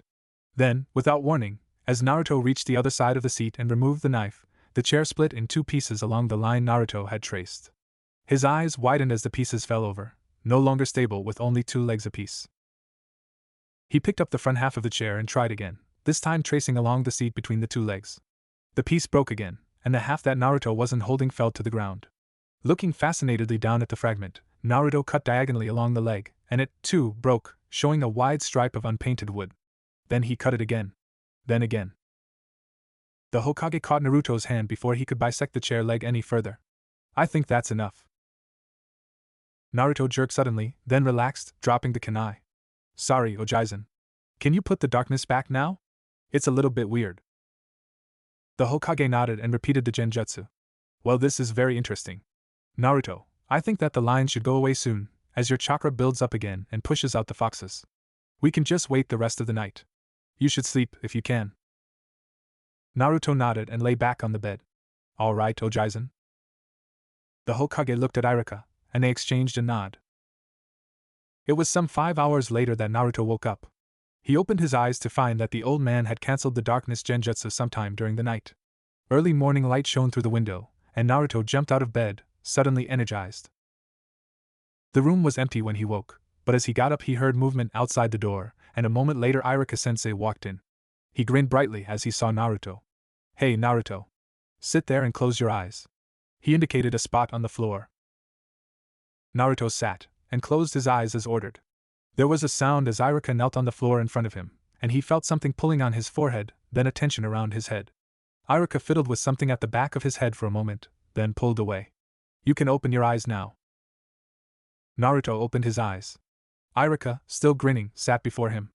I, Yumino Iruka, as the teacher of Uzumaki Naruto and in consultation with the Sandaime Hokage, do now declare that Uzumaki Naruto has successfully graduated the Ninja Academy. Naruto groped blindly at his forehead for a moment, and felt a familiarly engraved plate of metal. He grinned hugely, barely refraining from whooping with delight, as he jumped on Iruka and hugged him. After receiving his Hittite, Naruto was sufficiently euphoric to run out and start doing missions that day. However, as the Hokage explained, that was not yet an option. Naruto walked into the room. It was one of the academy classrooms, but not one that Naruto had ever frequented. 2-person desks filled the room in tiers. He was not late, but the majority of his class had already arrived. Hinata was sitting at a desk next to someone else, whose name he did not know. He stopped beside her desk and grinned at her. Hey, Hinata-chan. Hinata looked quickly up at him, as if startled. She must have been really distracted. Normally, even without her eyes, she could see most of the things around her. Her eyes flicked first to his face, then to the Hittite around his forehead. And Naruto-kun? You graduated? She smiled brightly, making him feel suddenly almost as absurdly happy again as when he had gotten the Hittite from Iruka-sensei. Yeah. Some stuff happened, and here his smile faltered for a moment, last night, which I can't really explain, but it worked out with me getting a merit promotion. So yeah. He grinned broadly again, casting around for a seat. The one next to Hinata-chan was already taken, so he sat down in the nearest empty one, which, he noticed only as he sat down, put him next to Sasuke team. Great. Sasuke turned and looked at him levelly as he sat, but there was no particular malice in the gaze, and in only a moment he turned back to staring at nothing in particular. Naruto humphed quietly at being ignored, and settled firmly into ignoring the Uchiha in turn. There was a clatter from the door at the rear of the room, and the sounds of loud female argument. Naruto did not turn around. He recognized the voices of Sakura and whatever her name was who always fought with her, both of whom he disliked, Sakura in particular for hitting him when he tried to ask her out once a year ago, and the other just on principle for her ardent and painfully obviously unrequited pursuit of her Sasuke-kun. He ignored them, too, until Sakura stormed up beside him and demanded that he move, so that she could sit beside. Oh joy, her Sasuke-kun. What? Said Naruto, looking up, rather confused. No. I'm sitting here. Find somewhere else. He turned back to looking forward, expecting the matter to be finished, and so was startled and annoyed when Sakura grabbed him by the wrist and dragged him out of the chair, dropping him behind it. Sakura was about to sit down in the chair she had just yanked him out of, when the other girl, the blonde, moved up and disputed her right to it. Sakura brushed her off, claiming first come, first served. At this, one of the other girls who already had a seat, who had begun to pay attention when Sakura had knocked him out of the chair, stood up and claimed seniority over Sakura. This set off a wave of other fangirls vacating their seats and disputing who had entered the room first.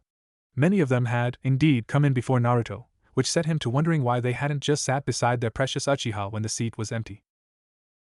The dispute was approaching the point where it might very well have erupted into physical combat when Naruto stood up. He was still behind the desk, standing between the mob of fangirls and the Uchiha, whose level stare at nothing had become distinctly annoyed and long-suffering. Said Naruto, very loudly. This preempted several volleys in the war of the fangirls, and they all became silent and stared at him. Naruto illustrated his words with large, pointed gestures as he spoke. I, said he, pointing at himself, am going to sit here. He indicated the chair that was the object of contention. The reason for this is that I actually sat here. So all of you kindly buzz off.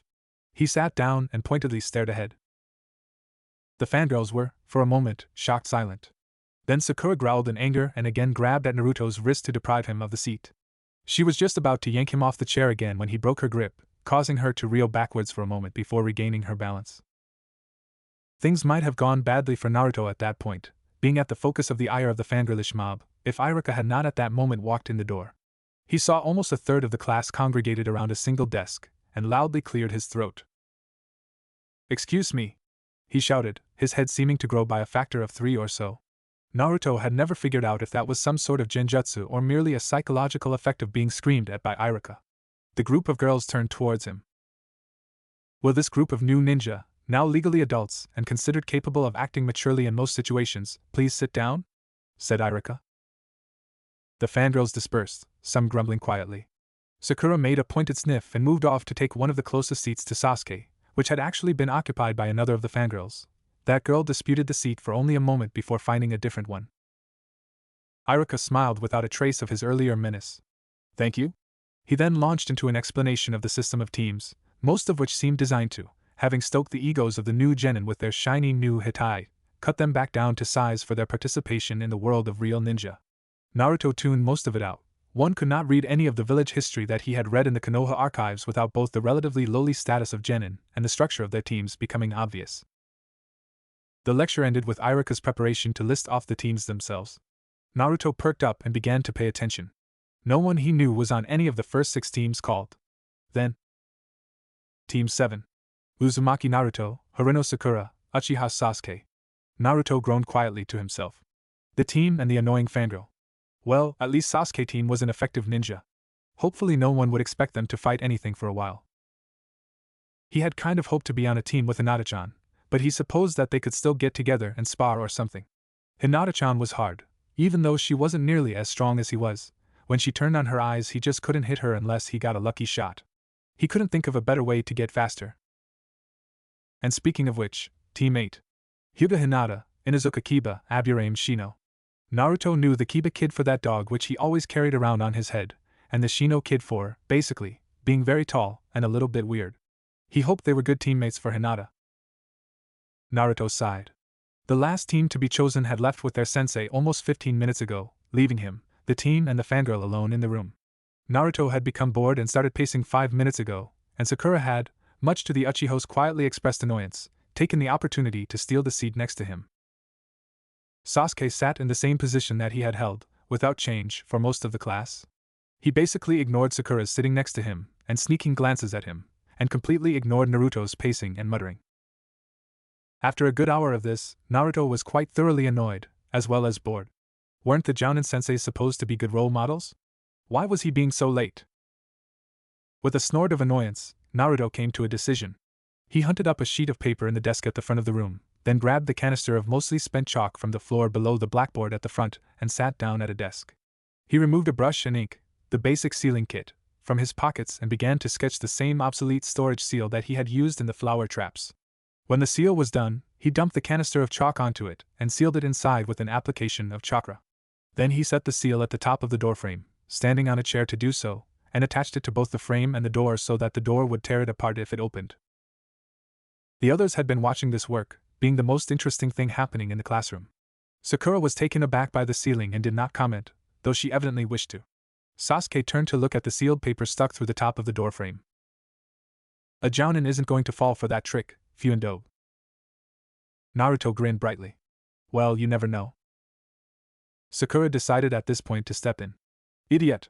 You're laying a trap for our sensei. You're going to get in trouble. Naruto rolled his eyes. He's late, it's annoying. Even if he doesn't fall for it, it may be entertaining to watch.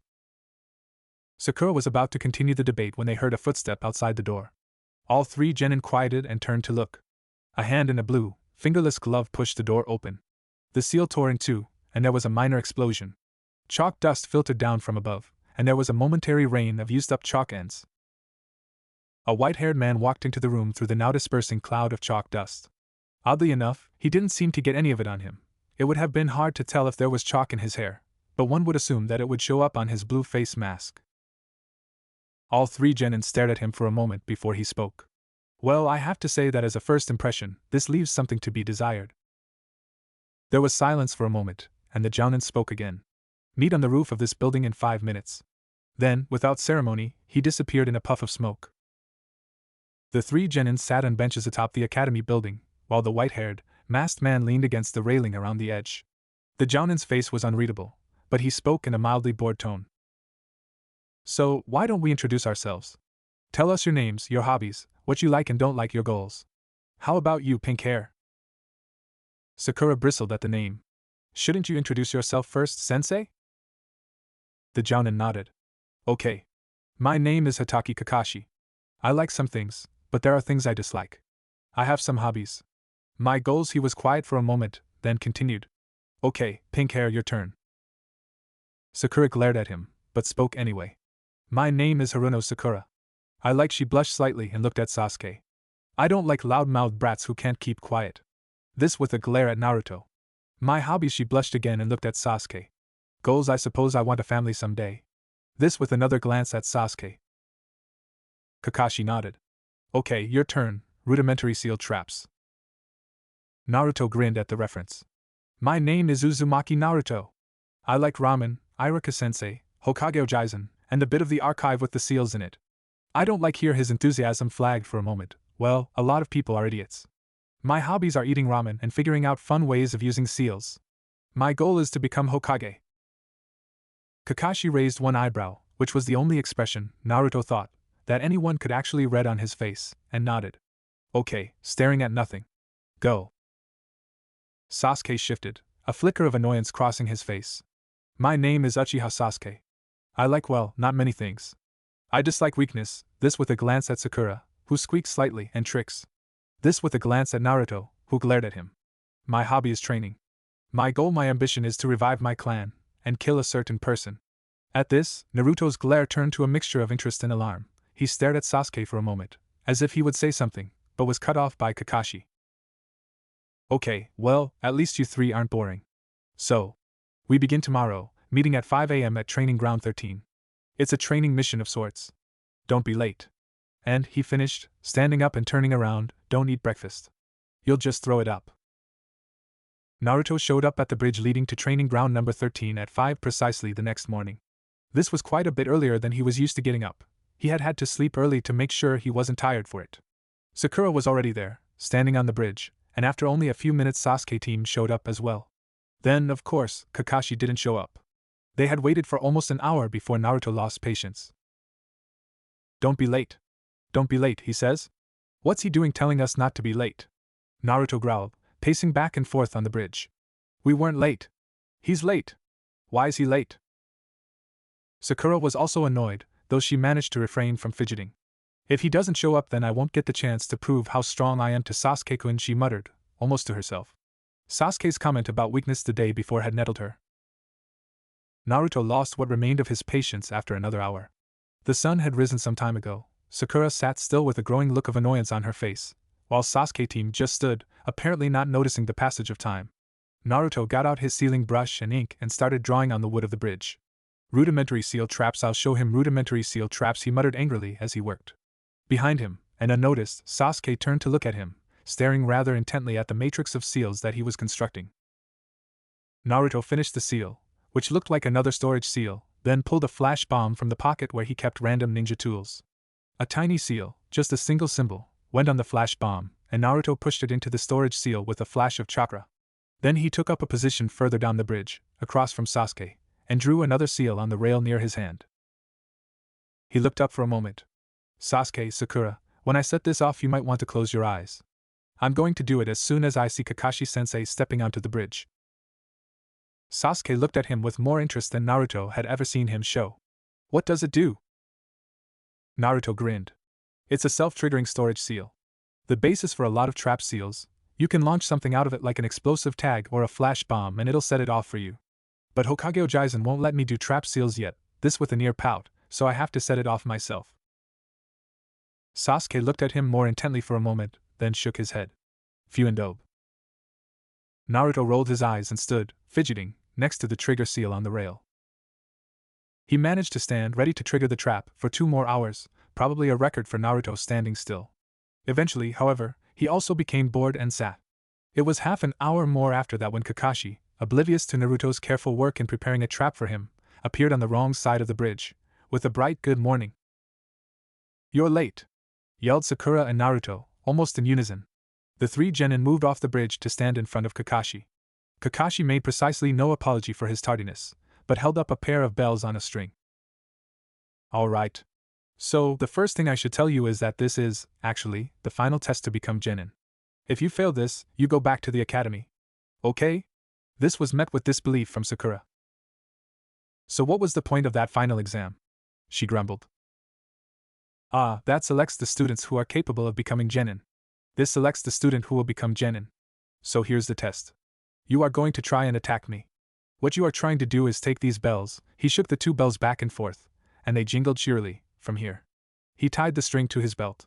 "If you have a bell before noon, measured when the sun gets to there," he indicated an arbitrary point in the sky, "then you get lunch. Anyone who doesn't have a bell doesn't get any food. Oh, and they have to go back to the academy." Kakashi's expression was unreadable, of course, but his voice was gleeful. "Any questions?" Sakura spoke first. "But sensei, there are only 2 bells, and 3 of us." "How observant of you, Sakura. I guess one of you has a problem, then." There was a momentary, heavy silence before Sasuke spoke. "Sensei, are we to fight all out?" Kakashi nodded. "Believe me, you'll need to. Don't hold back on my account." Naruto raised a hand. Sensei, last time I fought all out I didn't really like what happened," he said, his voice uncomfortable. Kakashi raised an eyebrow. It might even have been both eyebrows, but the one was hidden under his highlight. Toji Mizuki, wasn't it?" Naruto nodded. "You don't need to worry about that. Fight as hard as you like. I won't be caught so easily." Naruto nodded in vague relief. Sakura and Sasuke both had been looking at Naruto oddly during this exchange. Before they could ask any questions, Kakashi cut them off. "Any more questions? No? Good. The exercise begins in 3, 2, 1, and now." He jumped away from them, landing in the middle of the clearing off the bridge. Naruto stood and shook himself. "All right," he said, and charged at Kakashi. As he charged, he formed a familiar cross-hand seal. Kage Bunshin no Jutsu, he yelled, and 10 clones appeared next to him, charging as well. Kakashi found himself under assault by all 11 bodies. It was no contest. He moved more quickly than Naruto had ever seen, blocking every blow aimed at him and dispersing the clones right and left. None of them even came close to the bells on his belt. When Naruto himself attacked, going for the bells rather than any hits on Kakashi, he found himself flying backwards from a particularly hard blow to the forehead. He landed and skidded along the ground, panting. Then stood. All right, let's turn it up a notch. Tajuakage Bunshin no Jutsu. This time, some 30 clones formed. Half of them charged, while half held back. The half that charged went straight after the bell just like the previous wave, and met a similar lack of success. The half that held back were loading kunai with explosive tags. As Kakashi cut through the first wave of clones with casual ease, the second wave all threw exploding kunai straight at him. Kakashi, not surprised, jumped straight up, letting the exploding kunai land where he was and destroy the remaining assault clones. None of the clones had any kunai ready to attack Kakashi while he was a sitting target in midair, and Naruto cursed himself for not making more. Kakashi landed unmolested and began taking out clones. Predictably enough, none of them could touch him. He plowed straight through the group of them before he came to Naruto himself. This time, Naruto drew a kunai himself and stabbed at Kakashi with it. He blocked the stroke aside with the armor plate on one glove, then turned the overextended arm into a brutal over-the-shoulder throw that left Naruto upside down against a tree. Good. You've gotten lesson 1, fight to kill. You can take the bells off my corpse, said Kakashi loudly. Or you could, if you could actually kill me. Naruto, disoriented from the sudden flip and near concussion, fell over sideways, groaning. Sasuke and Sakura had disappeared from the bridge long since. It was at this point that Sasuke came out from cover and attacked Kakashi, hoping that his taijutsu, well superior to the Dobes, anyway, could succeed where Naruto's clones had failed. Unfortunately, that hope was dashed. Kakashi was too fast. Sasuke managed to avoid any knockout blows like the ones dealt Naruto, but he couldn't get close to the bells. After 2 minutes of straight assault, he had gotten one good shot at them, and had missed. Giving taijutsu up as a bad job, Sasuke jumped back and made a series of seals. Katon, Gakkaku no Jutsu, he muttered, inhaling, and shot a huge fireball out of his mouth at Kakashi. Naruto, having recovered from his disorientation while Sasuke was fighting, sat up and watched, mouth open. Wow, he muttered. I have so got to learn that. The fireball cleared away, leaving a circle of charred, scorched earth. Kakashi was nowhere to be seen. Sasuke looked around, scowling but somewhat panicky. He swiveled around quickly, staring to both sides, above, and then turning again to cover his back. Where is he? He muttered. He stood still for too long. A hand came up out of the ground where he stood, grabbing his ankle. Sasuke panicked for a moment, trying to break the grip, but failed. Then, somehow, it managed to drag him down into the ground? What? Sasuke's head stuck out of the middle of a bare patch of earth as Kakashi rose from the ground as if it were liquid. He crouched in front of Sasuke's apparently disembodied head. In case you missed it, said Kakashi, dry as dust, I was below you. Naruto, completely recovered by this time, started laughing uproariously. Impressive team, he yelled, getting to his feet. Sasuke, luckily for his remaining dignity, was facing sufficiently near Naruto that he could focus on him. Like you did any better, Dobe? He shouted, annoyed. Kakashi stood and faced Naruto as he approached.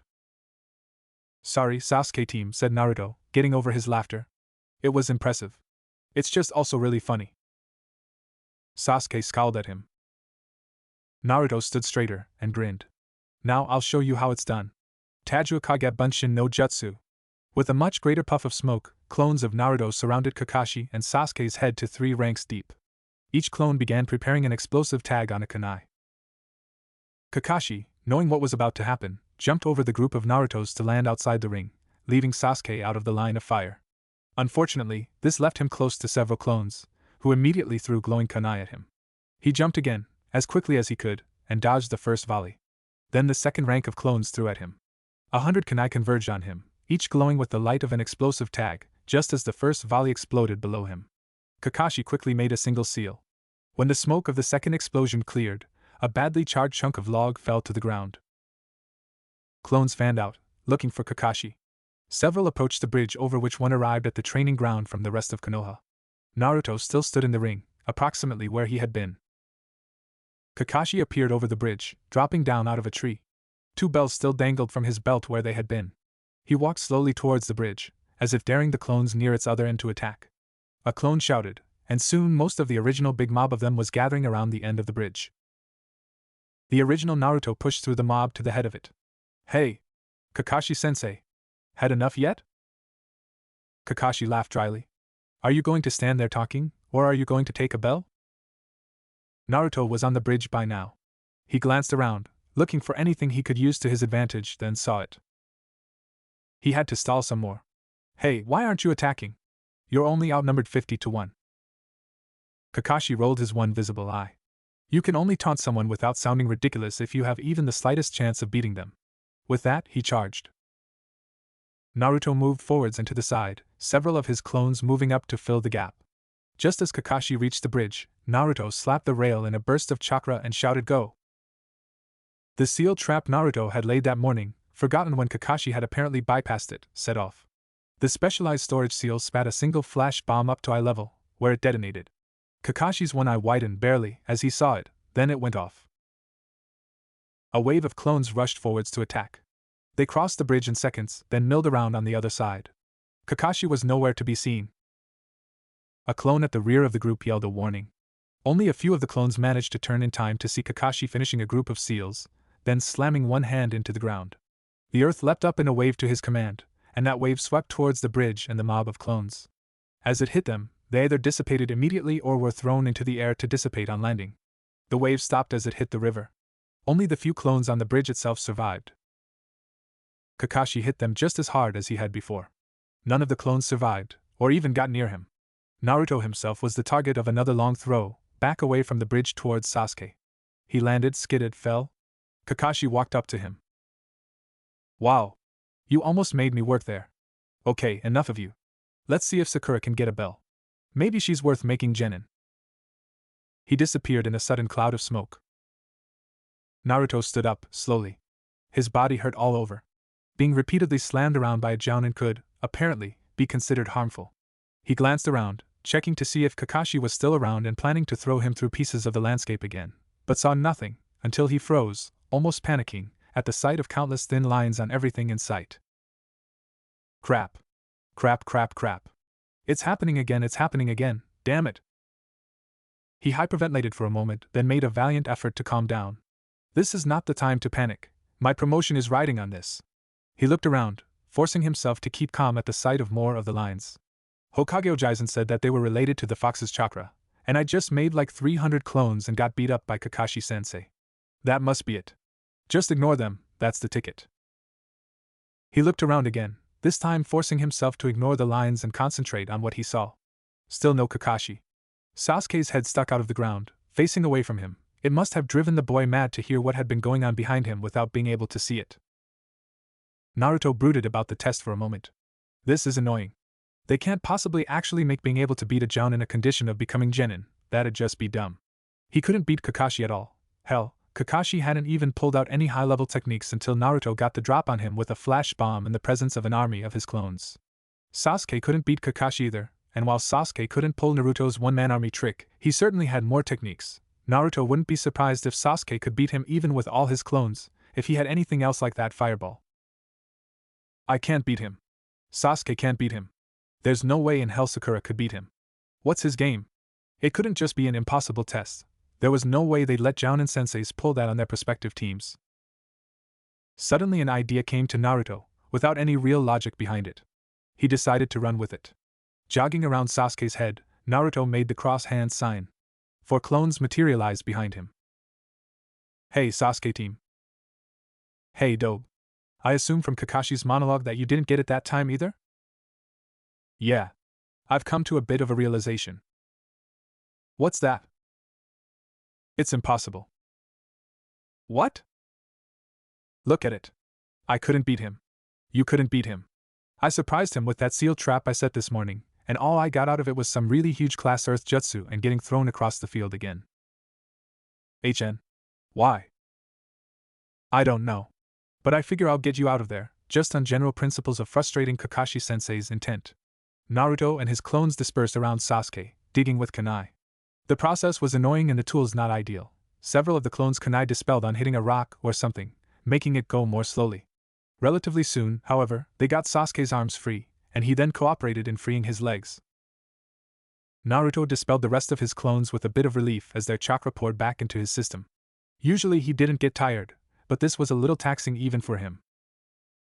Sasuke scrambled out of the newly made hole in the ground, brushing dirt off his clothes. Naruto looked at him and laughed weakly, earning a mild glare. "It's not that funny, though." Naruto finished laughing and shook his head. "It's not that. But I bet Kakashi-sensei was planning on pulling you out of there with an earth jutsu later on. And it probably would have left you just as clean as he was after he finished, hiding underground." Sasuke grumbled.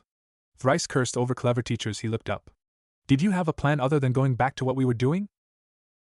"Not really, but I've kinda been in the archives all the time since 2 years ago, and they tell you all about these teams, right? Like it looks like the team you were on as a genin is really important later on. They kind of stay together until some of them die, or whatever. And they always talk about teams of 3. There's no teams of 2 anywhere, unless someone on the team died or went rogue." "Yeah, okay. So he's probably not going to fail only a few of us, and keep the others." "Yeah. I bet that whatever this test is, we either pass it or don't as a team. So I guess there's no harm in working together on it, if we're not fighting each other." "Why would that do any better than what we've been doing? He's a jounin." "Well, what if you were to henjin to me? Then I could make another bunch of clones, and while he's taking them all out you do that fireball thing again. He wouldn't expect it, might not dodge in time, especially if some clones hold onto him." Sasuke looked at him with mild surprise. "That's a good idea, actually." He looked around. "The question is, where is he? He said something about Sakura, where is she?" Naruto shrugged. "I don't know. Easy enough to find." He focused his chakra, more difficult than usual, and formed a cross-hand sign. Tajua Kage Bunshin no Jutsu. A mob of clones appeared around him and immediately scattered. Naruto staggered suddenly and sat down hurriedly. Alright, that might have been a little much. He shook his head muzzily. He had used quite a bit of chakra there, especially given that he hadn't gotten any of the last mob's chakra back, because Kakashi had destroyed them all. He waited a moment for his head to clear, then stood up, breathing rather more heavily than usual. "Now I guess we should just wait until one of them comes back." Sasuke nodded. "Hey Dobe, what is that technique? It's not a regular clone, obviously." "It's called shadow clones. Physical clones that dispel after they get hit hard. It takes a boatload of chakra, though." Sasuke looked at him rather bemusedly and said nothing. Naruto, still tired, felt no particular urge to continue the conversation. He looked around, seeing nothing out of the ordinary, but noticed that with the latest large expenditure of chakra the lines had grown more distinct. There were none on the ground, which was almost a pity, as it would have made it quite a bit easier to dig Sasuke out, but they covered the trees, the rocks, they were all over the bridge. Naruto closed his eyes momentarily and took a mental step back. "Ignore them. Don't freak out." Then, suddenly, he shook his head and cursed. "Kami, damn it, Kakashi-sensei is an asshole." Sasuke looked up. "Not that I disagree, but what brought this on?" "He saw one of my clones and just dispelled it. Kind of painfully." "He's this way," said Naruto, moving off at a jog in one direction. Sasuke followed. "Did you see Sakura?" "He's got her in some kind of genjutsu. At least I assume that's what it is, since she's just sitting there looking horrified while Kakashi stands in front of her." Sasuke grunted as they continued on. A moment later, they crossed the boundary into the forest proper, and Naruto jumped up into the trees. Sasuke followed. After perhaps a minute they stopped. "We're almost there," said Naruto. "You'd best transform into me now, so we don't lose surprise." Sasuke nodded and made a quick gesture, transforming into a perfect copy of Naruto. Naruto was inclined to laugh at first, Sasuke as Naruto looked at him and gave a very Sasuke-like supercilious look. "Keep going, Dobe." Naruto suppressed his laughs as they moved again. It was only another few hundred feet to the edge of the clearing in which Sakura sat, caught in her genjutsu, while Kakashi stood in front of her maintaining it. Naruto landed in the clearing, Sasuke behind him. "Hey! Sensei! I don't like being ignored." Tajua Kage Bunshin no Jutsu. Another mob of clones appeared, half in the clearing, half in the branches of the trees. Naruto himself fell into a squat, winded. The mob of clones, including Sasuke, charged forwards. Kakashi rolled his single visible eye and flashed at them. He began dispelling them, again, left and right, no clone able to get a shot on the bells at his waist. But unbeknownst to him, one clone in the mob was making hand signs. It happened suddenly. A flash of fire came from within the group of clones, and a huge, roaring ball of it came out to engulf Kakashi and the 6 clones he was currently engaging. All the clones immediately dispelled, but Sasuke had seen Kakashi right in their midst as the fireball destroyed them. He kept it up until he ran out of breath, and looked at the target. This one had made an actual crater. None of the clones nearby had survived. Kakashi was nowhere in sight. Instead, a blackened log fell to the ground. Sasuke cursed. Again? Seriously? The henge had dispelled when he put as much chakra as he could into the fire jutsu, leaving him again looking like himself. He looked around frantically, unable to find Kakashi. The genjutsu on Sakura had broken when Kakashi was distracted by the next iteration attack of the clones. She looked around, confused, only to focus suddenly on Sasuke's fireball. Then, seeing his henge dispel, she smiled happily, only for the emotion to turn again to alarm. There! Behind you! The voice was female. Sakura? Sasuke spun around, dodging to one side, barely avoiding a driving punch from Kakashi. Then it was himself versus Kakashi again, Sasuke barely holding out, now on the defensive. Then, suddenly, a clone of Naruto jumped out from behind Kakashi and grabbed him in an arm lock, his legs locked around Kakashi's waist. Kakashi faltered, and Sasuke lunged forwards triumphantly, grabbing for the now exposed bells, when he suddenly felt a really odd twisting motion, as if he was being yanked up into the air, but without going upwards. Then, suddenly, the feeling resolved, and he was standing in the arm lock of a Naruto clone, the clone hanging off his back. Unprepared for the sudden weight, Sasuke fell backwards, landing on the clone. Ow! Sasuke had expected it to simply dispel, but it hadn't. Its grip had slackened with the fall. Sasuke rolled off and looked at it. Naruto? Naruto lay there, rubbing at his nose. Okay, not a clone. Yeah? That hurt. Sasuke rolled his eyes. Sorry, Dobe. Kakashi-sensei did a kawarimi, again, and switched me into the hold. Naruto got up, still rubbing his nose. He addressed the white-haired Jounin, who was standing right in front of them where Sasuke had been. You are really annoying, you know that? I work at it. Kakashi looked up at the sky, his voice and effect in no way indicating that he had just been exchanging blows. And time is up. Sorry, no bells for you. Meet me back at the starting position, all 3 of you. He disappeared in a puff of smoke. Sasuke stood. Damn it. He looked over at Sakura, who stood under the tree where she had been caught in Kakashi's genjutsu. Are you alright? Sakura blushed and nodded hesitantly. Naruto grumbled. Cursedly annoying sensei, let's get going. We probably failed that. Sasuke nodded and followed Naruto out of the clearing, with Sakura hurrying to catch up. Kakashi sat on the ground, reading some sort of orange-covered book. He looked up as the 3 arrived, and stowed the book somewhere behind his back. Naruto wondered vaguely what it was, but that was the least of his worries as the 3 of them stood in a line in front of the Jounin. Kakashi raised his one visible eyebrow. What could be seen of his expression was sardonic. How'd you like the test? Naruto glared at him. You're annoying, sensei. Kakashi rose to his feet. Alright then. Naruto, you have a lot of chakra, but you should work on some more creative uses for it than try to beat people up with 50 clones. Sasuke, I was startled that you could do the fireball jutsu, but if I can dodge it easily, it's not a good time to do it. You did better the second time. He turned to look at Sakura, whose eyes were downcast. Sakura, you did a good job of hiding at first, but you lost concentration on the task at hand. That's why I was able to catch you so easily in that genjutsu. Overall, you're decent fighters. There is definite room for improvement. Naruto looked at him. What's your point, sensei? We're just going back to the academy, right? Kakashi laughed sheepishly, one hand behind his head. Oh yeah, maybe should have said that first. Team 7 passes, you're all genin now. Naruto's jaw dropped, and he looked at Kakashi murderously.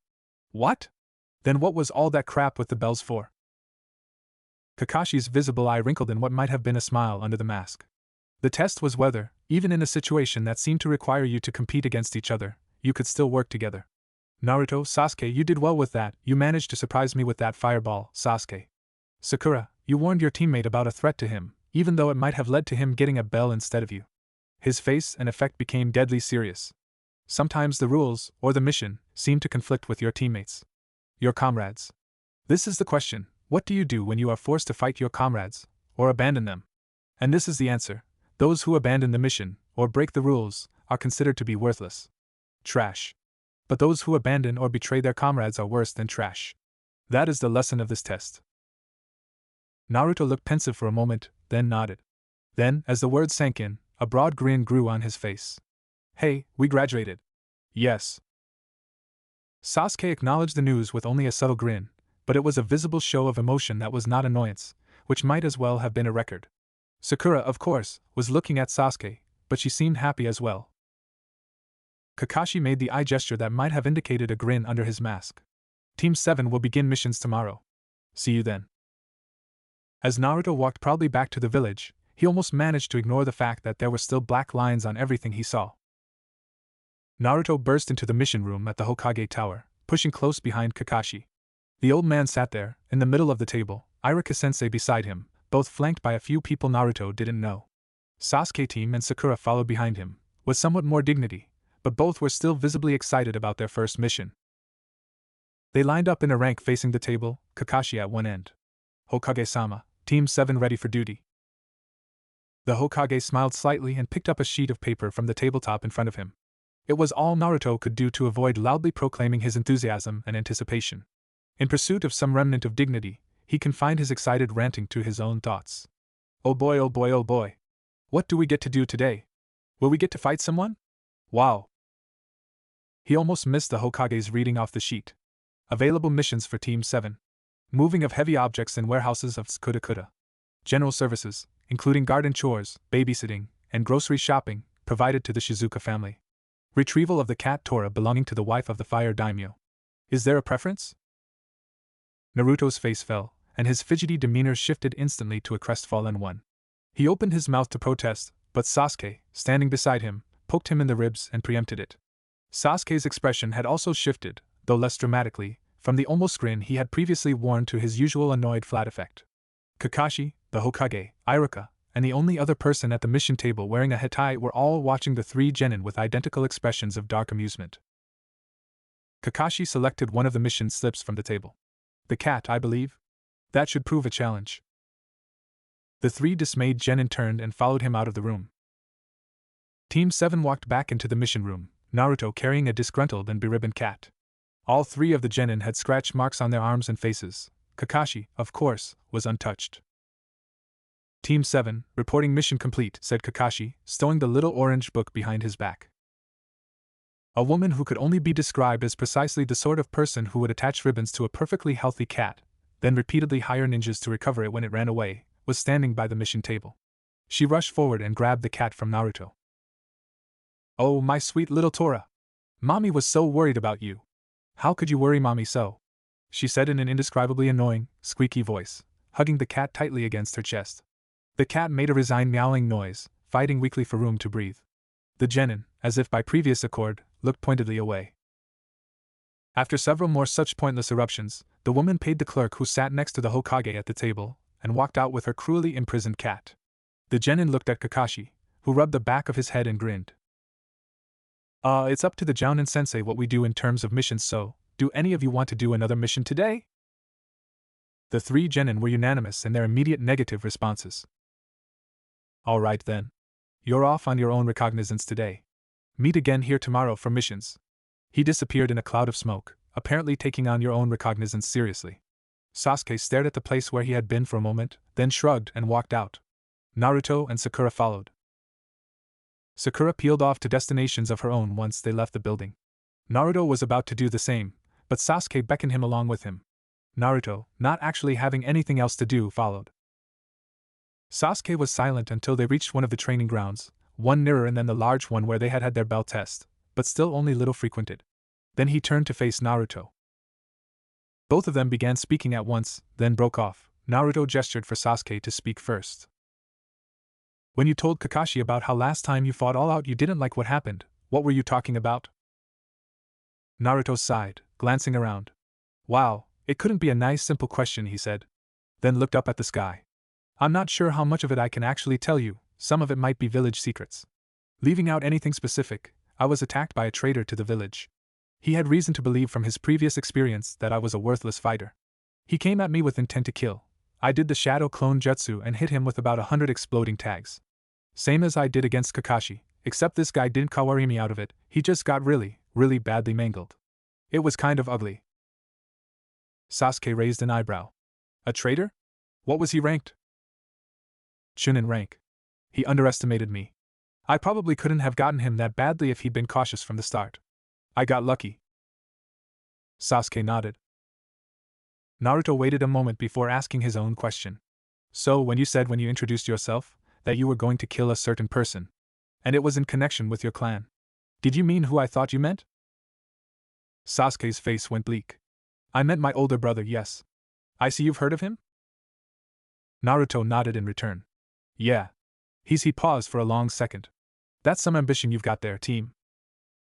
It is. Sasuke's voice was flat, and he regarded the ground for a time. Then he looked up, his face losing the bleakness it had attained. I'd like to fight you. Naruto nodded. If you want. You want to set rules? Sasuke grinned. I thought at first we'd leave ninjutsu out of it. So no, pulling armies out of your back pocket, and I won't be shooting any fireballs at you. Naruto assumed a ready stance. You're probably going to win this one, then. You were always better than me at taijutsu. Sasuke dropped into his own stance. Let's see. Naruto walked back along the path from the training ground, exhilarated. Sasuke was good.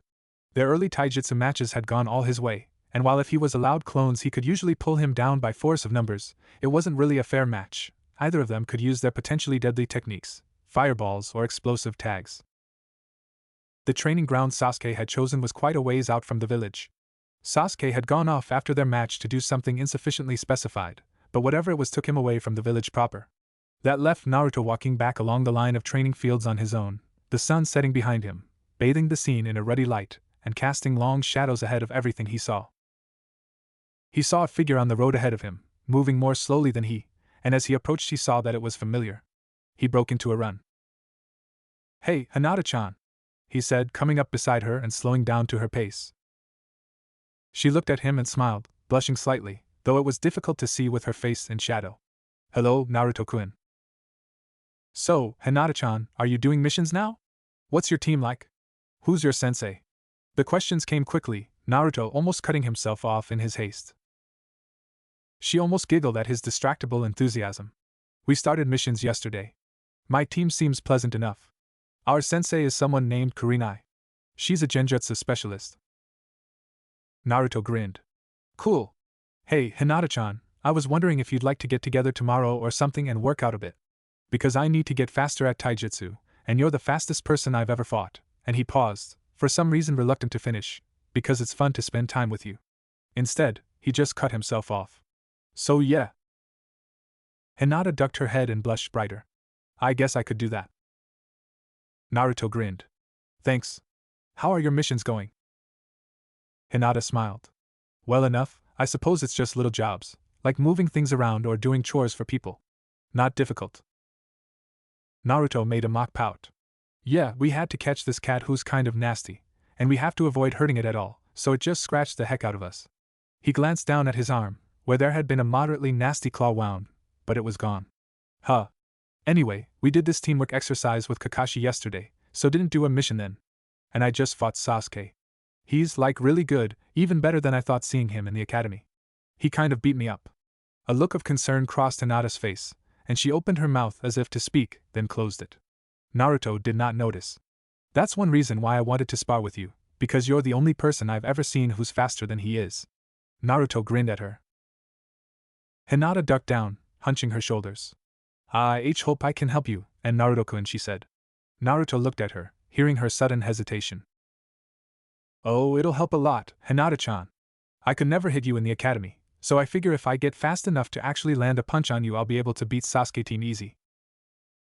Hinata gave him a tremulous smile. I hope so. He grinned. It'll be great. He looked up, noticing the sudden change in the light. The sun had set. Oh, dread, I've got to go, Hinata-chan. I wanted to meet someone, and they might leave soon. I'll see you tomorrow, okay? Hinata nodded. Goodbye, Naruto-kun. Naruto grinned and ran ahead. The Hokage was filling out another sheet in the reams of paperwork that the office of Hokage required when the door opened. He looked up and saw Naruto walking into the room. Putting down his pencil, he smiled as the boy sat down. Hello, Naruto. What is it? Naruto grinned at him. No, Jizen, I was wondering something. Could you teach me that darkness trick that you used on me when I was going crazy about the lines? The Hokage raised an eyebrow. I could. Is there a reason you want to learn it? Well, Naruto paused. I was using the shadow clones a lot when Kakashi tested us yesterday, used up a bunch of chakra, and started seeing the lines again. And this time I used up more, so I didn't stop seeing them before stuff started falling apart on me. He shivered, but continued. If that's going to happen every time I use a lot of chakra, I can try to start dealing with the side effects on their own, but I'd like to be able to turn off my eyes if I need to. The Hokage nodded. Very well then. I can teach you that. You should be able to learn it pretty quickly. I'll find a time when I can teach you, perhaps later this week. Naruto grinned brightly. Thanks, Ojaizen. The Hokage smiled back at him. It's no problem, Naruto. Oh, and there's another thing I was going to tell you, which I might as well tell you now. Now that you're a genin, I'm giving you authorization to look at the level 3 sealing manuals. Naruto, already grinning, grinned wider, so much that the Hokage might have been afraid his head would split open. Hey! Cool! I've been wanting those. Thanks a lot, Ojaizen. The Hokage held up one finger. But one condition. The level 3 books have some instructions for, among other things, trap seals that can activate automatically when they sense a chakra signature nearby. You've caused enough havoc by jury-rigging hand-triggered seals.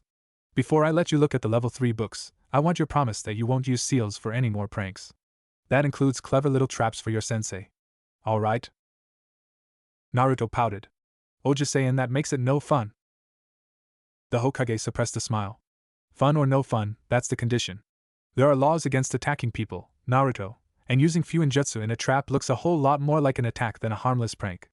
I know you don't mean it that way, but it's something that the council can say, and they don't like you already. Which means that I have to deal with a bunch of idiots loudly clamoring for your head. So no more sealed traps. Got it? Naruto hung his head. Got it. Thanks for the level 3 authorization, anyway, Ojaizen. The Hokage nodded. You're welcome. And your promise? Naruto rolled his eyes. I promise not to use Fuinjutsu in any pranks or traps laid for people who are not enemies to Konoha. All right? Perfectly. Thank you, Naruto. The Hokage smiled at him. Naruto grinned himself and walked out of the office. Naruto found Hinata at one of the training grounds the next day, right after their mandatory D-rank grunt work. He came up behind her and greeted her rather loudly, eliciting a jump and a squeak. Oh. Hello, Naruto-kun. I didn't see you, I'm sorry. It's no problem, Hinata-chan. I was, kind of trying to surprise you. I shouldn't have been surprised, she mumbled as they walked over to the sparring ground. Naruto did not seem to hear her. Instead, they took up positions across from each other on one set of starting lines, and both bowed. Naruto took what seemed to be the usual academy position, while Hinata, for the first time in sparring with him, stood in the Jukin stance, activating her eyes as she did so. Naruto looked at her quizzically for a moment. Hinata-chan, what's that stance? I've never seen it before. She blushed, but did not break her stance to look away. This is the Jukin stance, it's for the Hyuga Taijutsu style, it's against the rules for me to use it in the academy, so people won't know too much about it, but I can use it now. Naruto grinned. Hey, cool, Jukin. Let's see. Without further discussion, he launched into one of the standard academy attack flows, aiming a straight punch at her face while prepared to follow up quickly after a block. Hinata, from her lower stance, brought one hand around in what looked like an oddly reversed standard block. However, her palm hitting his wrist, she pushed a small spike of chakra into it as she slapped it aside. Naruto quickly took a step back, shaking his hand. Wow. That's neat. I guess, he said, moving his hand around and individually flexing his fingers, that's a weak version of the chakra. He waved his hands around vaguely. Thing? 'Cause I read in the archive that Jukin strikes should more or less paralyze what they hit, and that was only a little bit worse than hitting my elbow wrong. Hinata nodded, returning to her ready stance. Yes, if I push too much chakra, it can do permanent damage, so when we spar it's just minor strikes. Is that a problem? No. No problem. I like having the use of my limbs. Naruto shot her a grin. Then he attacked again, this time feinting into a kick. She blocked, spiking his calf this time. He pulled back, massaging his leg, then advanced again. This time, instead of feinting, or drawing back from the painful spikes, he swung twice, then simply jumped at her, leading with one shoulder. She was bowled off her feet, and they both ended up on the ground in a tangle of limbs. Naruto began to laugh. He took a moment to disentangle himself, then rolled off of her, pushing himself up, a little harder with the blows he had taken to the arms and setting up his tackle. Well, that's one way to get through that defense of yours. Hinata had been blushing vigorously throughout, but here she giggled slightly and met his eyes. Ano, it would not be good to do that in a fight. If someone was trying to kill you, they could have hit you in the back there. Naruto grinned. Figures. Ah, well, I'll figure something out. They sparred for some hours. By the end of it, Hinata was tired and pouring sweat. Naruto breathed heavily for a few moments after each exchange, longer if she happened to have hit his lungs that time, but recovered quickly. When they finished, he was red-faced but seemed no less energetic than when they began. She stood back from the line, seeing the sun set. Ano, I have to go. I'm sorry, she said, looking down. He grinned. No problem. You're really good, you know. That Juken is great. You could beat Sasuke team easy. She smiled at him as she left, but she did not say what she was thinking, that with the Juken, what he had described was no real achievement, and for a Hyuga, she was weak. So it went. Team 7 routinely did D-rank missions in the morning. Some were boring and routine, such as, apparently every other day, finding the fire daimyo's wife's cat. Others were more interesting. One day, they were called to clear a field of the tall, scrubby weeds that had grown on it. Sasuke had immediately sought permission from Kakashi to use fireballs on it, and on gaining it had taken great pleasure in scouring the entire area clean. That was one of their quicker missions. Several days after the Hokage had taught him the Kokwanjo no Jutsu, the darkness genjutsu that Naruto could use to turn off his eyes if he needed to, he sat in a training area, ready to try something. First, he created a mob of shadow clones. This time, instead of using them in concert to attack another, he simply had them all fight to the, dispersion, joining in fully himself. After some minutes of bright orange cacophony, the field was empty again, and Naruto was panting and bruised. Then, allowing himself no more than 30 seconds rest time, he did it again. Then again. It took 5 iterations of this before he was feeling as exhausted as he had after Kakashi's bell test, and that surprised him. I only made 3 mobs of that size when I fought Kakashi, and I was just about falling down. Am I getting stronger? Thin lines had manifested faintly on the surfaces of things after the 4th try, but after the 5th they were again dark and omnipresent, ominous in their potential. Naruto shivered slightly on seeing them, but suppressed the reaction and sat under a tree. He closed his eyes and shouted in his mind. Hey! Idiot fox! You want to tell me some things? And a voice sounded in his mind, greater than his own, darkly amused. Your wish is my command, whelp. And he felt his consciousness slipping away, and he fell over and slept. He woke in a dimly lit hallway, water on the ground. He was lying face down, but the water was only a fraction of an inch deep. It did not reach his mouth or nose, merely making him rather wet. As he stood, he looked around. A hole in the ceiling emitted oddly yellow light. There were cross passages every few feet, and the ceiling was covered in pipes whose purpose was not clear. A loud rumbling noise came from one direction, and a breath of air washed over him, smelling not quite foul, but fetid and odd. Where the hell am I? I was just trying to speak to the fox, and I wind up here? He looked around again. He had no idea where he was or where he should go, but the direction of that odd wind seemed as good as any. That at least implied that there was something at the end. He set off, down the main hallway, 3 passages down, and then turned. This side passage went on straight for only some tens of feet, then ended. It left him in a huge, high-ceilinged room whose floor was still covered in water. A huge gate, stretching across most of one wall and all the way from the floor to the ceiling, stood before him. Its 2 sides were, oddly enough, joined only by a piece of paper with the word seal written on it, as it would be used for certain types of prison seal that were only discussed in the abstract in any sources he had read. He approached the gate, it being the most interesting thing he had seen here so far. As he walked toward it, he felt another rush of air over him, stronger, this time, and stronger smelling. It accompanied a repetition of the earlier rumbling, but this time, he could hear it better, and identified it as something very large, breathing. He froze, only then putting the pieces together, just as a huge pair of eyes appeared behind the gate over a wide, toothy grin. As he watched, the whole of it became shrouded in red fire, which burned heatlessly as it spoke. Hello, whelp. You wanted to see me? The words were laced with poisonous laughter. Naruto looked at it, frozen, and tried desperately to collect himself. You're the fox. There was a sound of laughter this time, but its humor was dark. Astute of you to have noticed. Naruto drew himself up, his annoyance warring with his fear. Hey! I have some questions for you. Ask and you shall receive, whelp.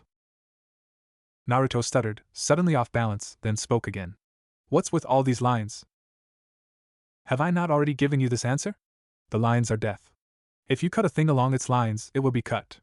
If you stab a thing in its points, it will be destroyed. Alright, but why am I seeing them? You see with my eyes, whelp. As I am trapped here, my power affects you. Naruto frowned. Alright, wait, points? What are those? The fox laughed again. You do not see them? Simply wait, whelp. Naruto shook his head, confused, then tried again. Why does it drive me crazy after a while? You think a human can see with a demon's eyes and suffer no ill effects? Be glad that you can use it for the little time you can, whelp. This time there was a long, dark laugh, sounding more truly amused at this than at anything before. The fox's laugh was frightening. Naruto stood up straight and attempted to shrug the effect off, but his voice was less brash. That's great, now where am I and how do I get out? The fox laughed again.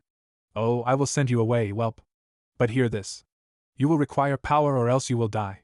My presence within you thrusts you onto a greater stage. Merely always know that without me you would be helpless.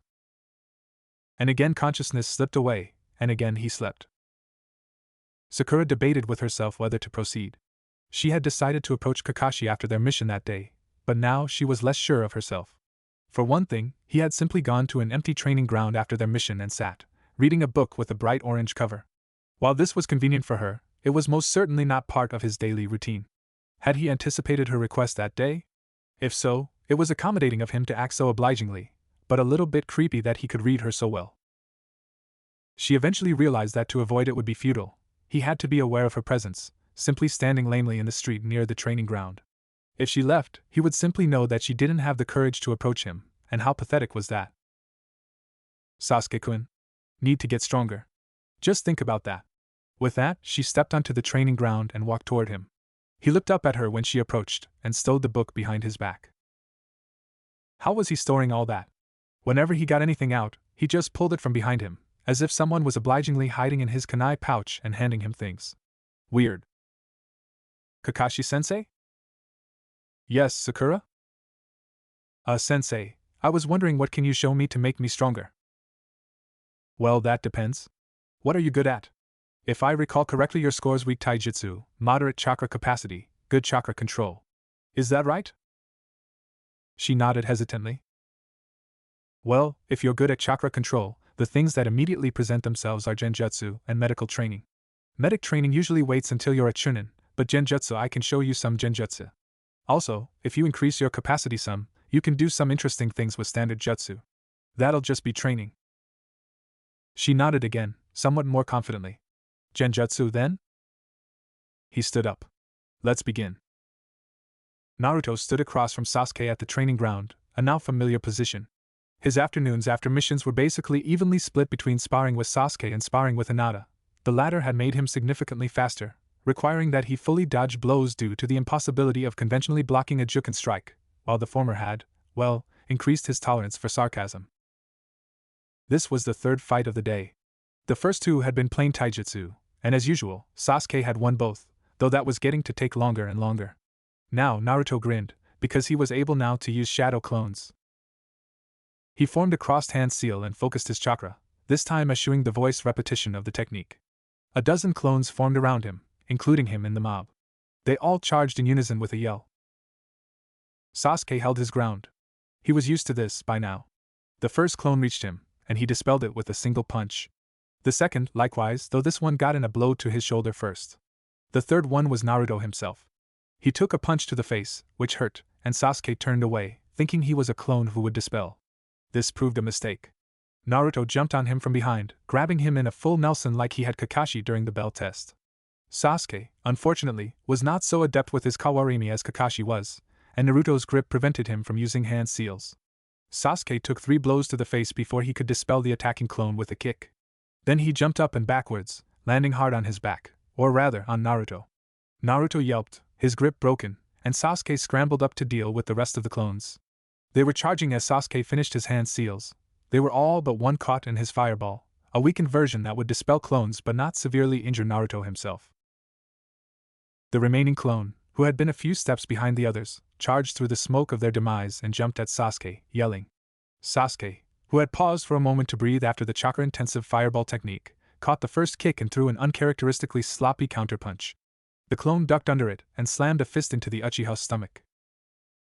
Sasuke folded around the blow, but retained the presence of mind to slam a vicious headbutt into the clone's own head, dispelling it.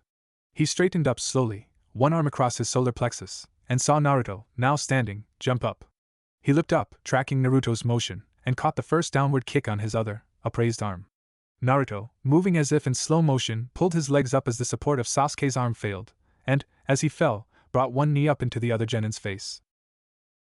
He pulled the blow at the last moment, but there was still a startling crack. Naruto landed and jumped backwards, but Sasuke held up one hand in token of surrender as he pressed the other to his nose. As he removed it, Naruto saw his nose bent to one side, a trickle of blood running down. He winced. That looks nasty. You alright, team? Sasuke nodded, not speaking. He took one deep breath, through his mouth, Naruto saw, and moved his nose slowly back straight. To his credit, he remained silent throughout, though he clenched his teeth. He took a moment before speaking again, his voice oddly nasal. Nicely done, Dobe. Naruto grinned. You gonna have that looked at? Sasuke nodded. I guess so. Can't really fight like this, anyway. They walked off the field side by side, Naruto feeling a little bit smug about duplicating on the perpetually arrogant Uchiha the same sorts of wounds that he had taken in their taijutsu-only matches. Team 7 was, for a change of pace, looking for the Fire Daimyo's wife's cat. Again. Naruto had started using large numbers of clones to search for the drat beast, but a clone couldn't reliably catch the thing. It was vicious enough in its scratching that it could dispel a clone, and the attempt at capture would only stir it up. It was more useful to have them all search than any that saw it dispel to send the information back to him. Naruto still couldn't believe that he hadn't noticed that he received his shadow clone's memories until it was pointed out to him by the Uchiha. Even when he was beating him in a fight, Sasuke still managed to make him feel stupid. He received a burst of memory, and sorted through it. There was the cat, and the clone had been there. Closer than usual to the tower. Perhaps the cat wanted to sample the leavings from village market stalls, rather than the available small wildlife in the wooded areas. He signaled his team, and they moved quickly in the direction of the cat. This is simply riveting, said Sasuke, his nose only now free of the tape it had borne for the past week, as they closed in on the feline. Naruto nodded in annoyed agreement. After a quick interlude involving some loud hissing, painful scratches and a face full of fur, the two continued their conversation on the way back to the tower with a cat now wrapped in a sack. I wonder if the C-rank missions are less pointless? Naruto sighed. I figure we can at least ask for one. It's been, what, a month? 30 of these things is more than enough for me. Sasuke looked at him with a raised eyebrow. Tomorrow, then? Naruto nodded as Sakura caught up to them. Tomorrow. Team 7 walked into the mission room, a scene that had already become very familiar. The Hokage sat at the table alongside Iruka, just as they had every day. It might have been the first day they had done it, or their fifth, or any of the other days. Nothing about this room ever changed. Naruto and Sasuke had spoken to Kakashi about receiving a C-rank mission. His reply had been entirely non-committal and unhelpful, which was pretty much standard for Kakashi. Naruto was sufficiently annoyed that he was ready to take it to the next level. The Hokage was reading off the available D-rank missions again. He finished the listing of tasks, and Kakashi was ready to select one, when Naruto spoke. Hey, Ojaizen. Those missions are all boring. Can we get a C-rank instead? Naruto had, in fact, heard of the concepts of dignity and proper respect. Indeed, he respected the Hokage probably most of all the people he knew. No one had managed to explain to him that such respect was usually expressed through formal means of address. Amusement and annoyance warred in the Hokage's mind over the rights to his facial expression, and he ruthlessly suppressed both.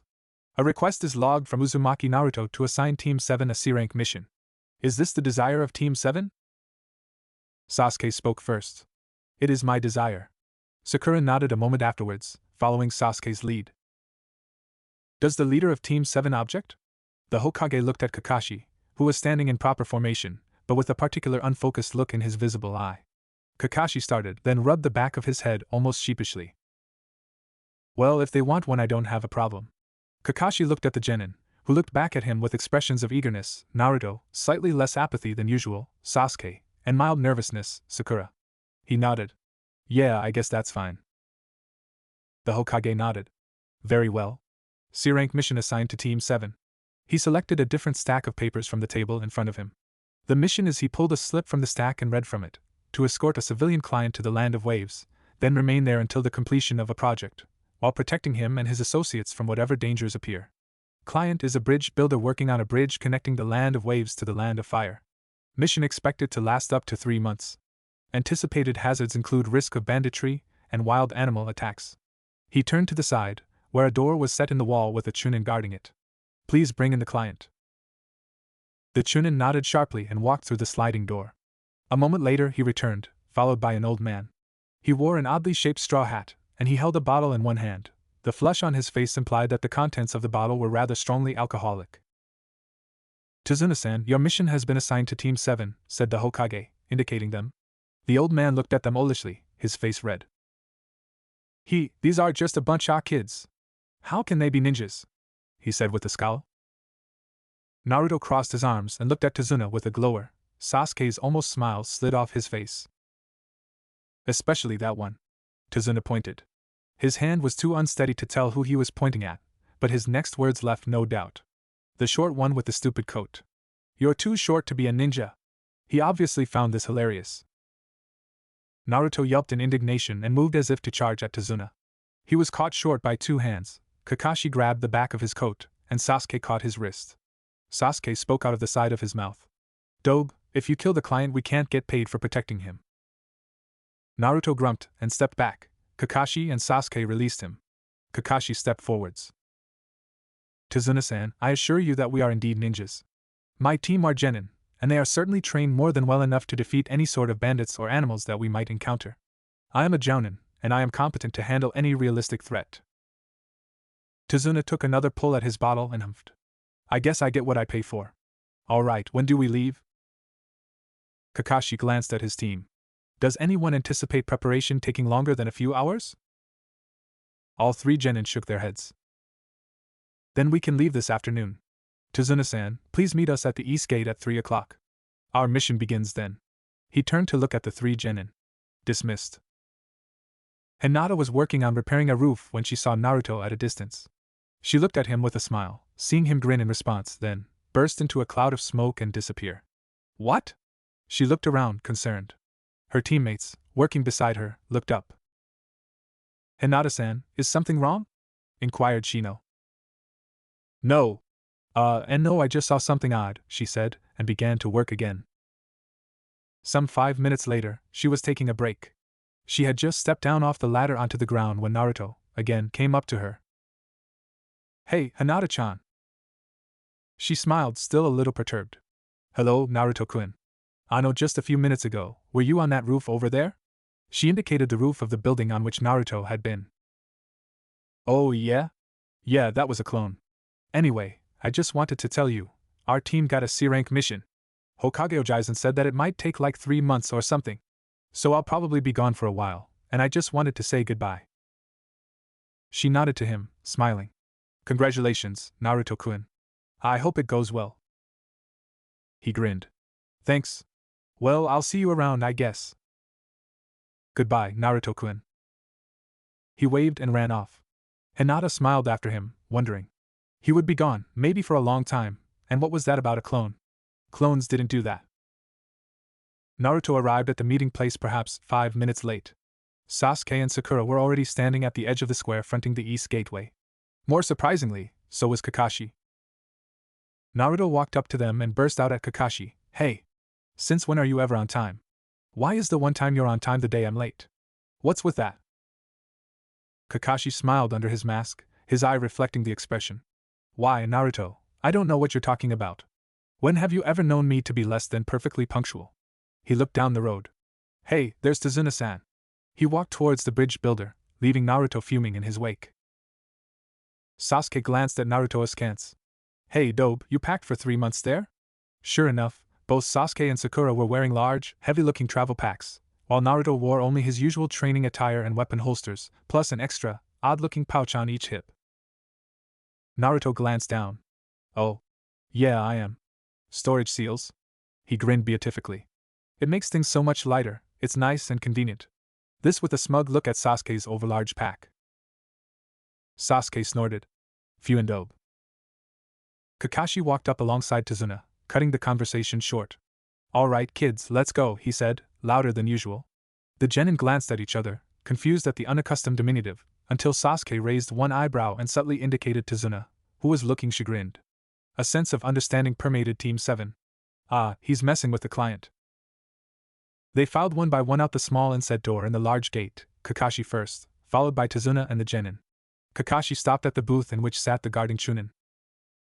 Team 7, departing for C-ranked mission assigned by the Hokage, he said, handing a scroll to the guard. The Chunin looked bored, stamping it and handing it back. Team 7 mission confirmed, he said. Kakashi continued on, and Tazuna and the 3 genin followed. They camped that night near a quick-flowing stream, about half a mile off the road.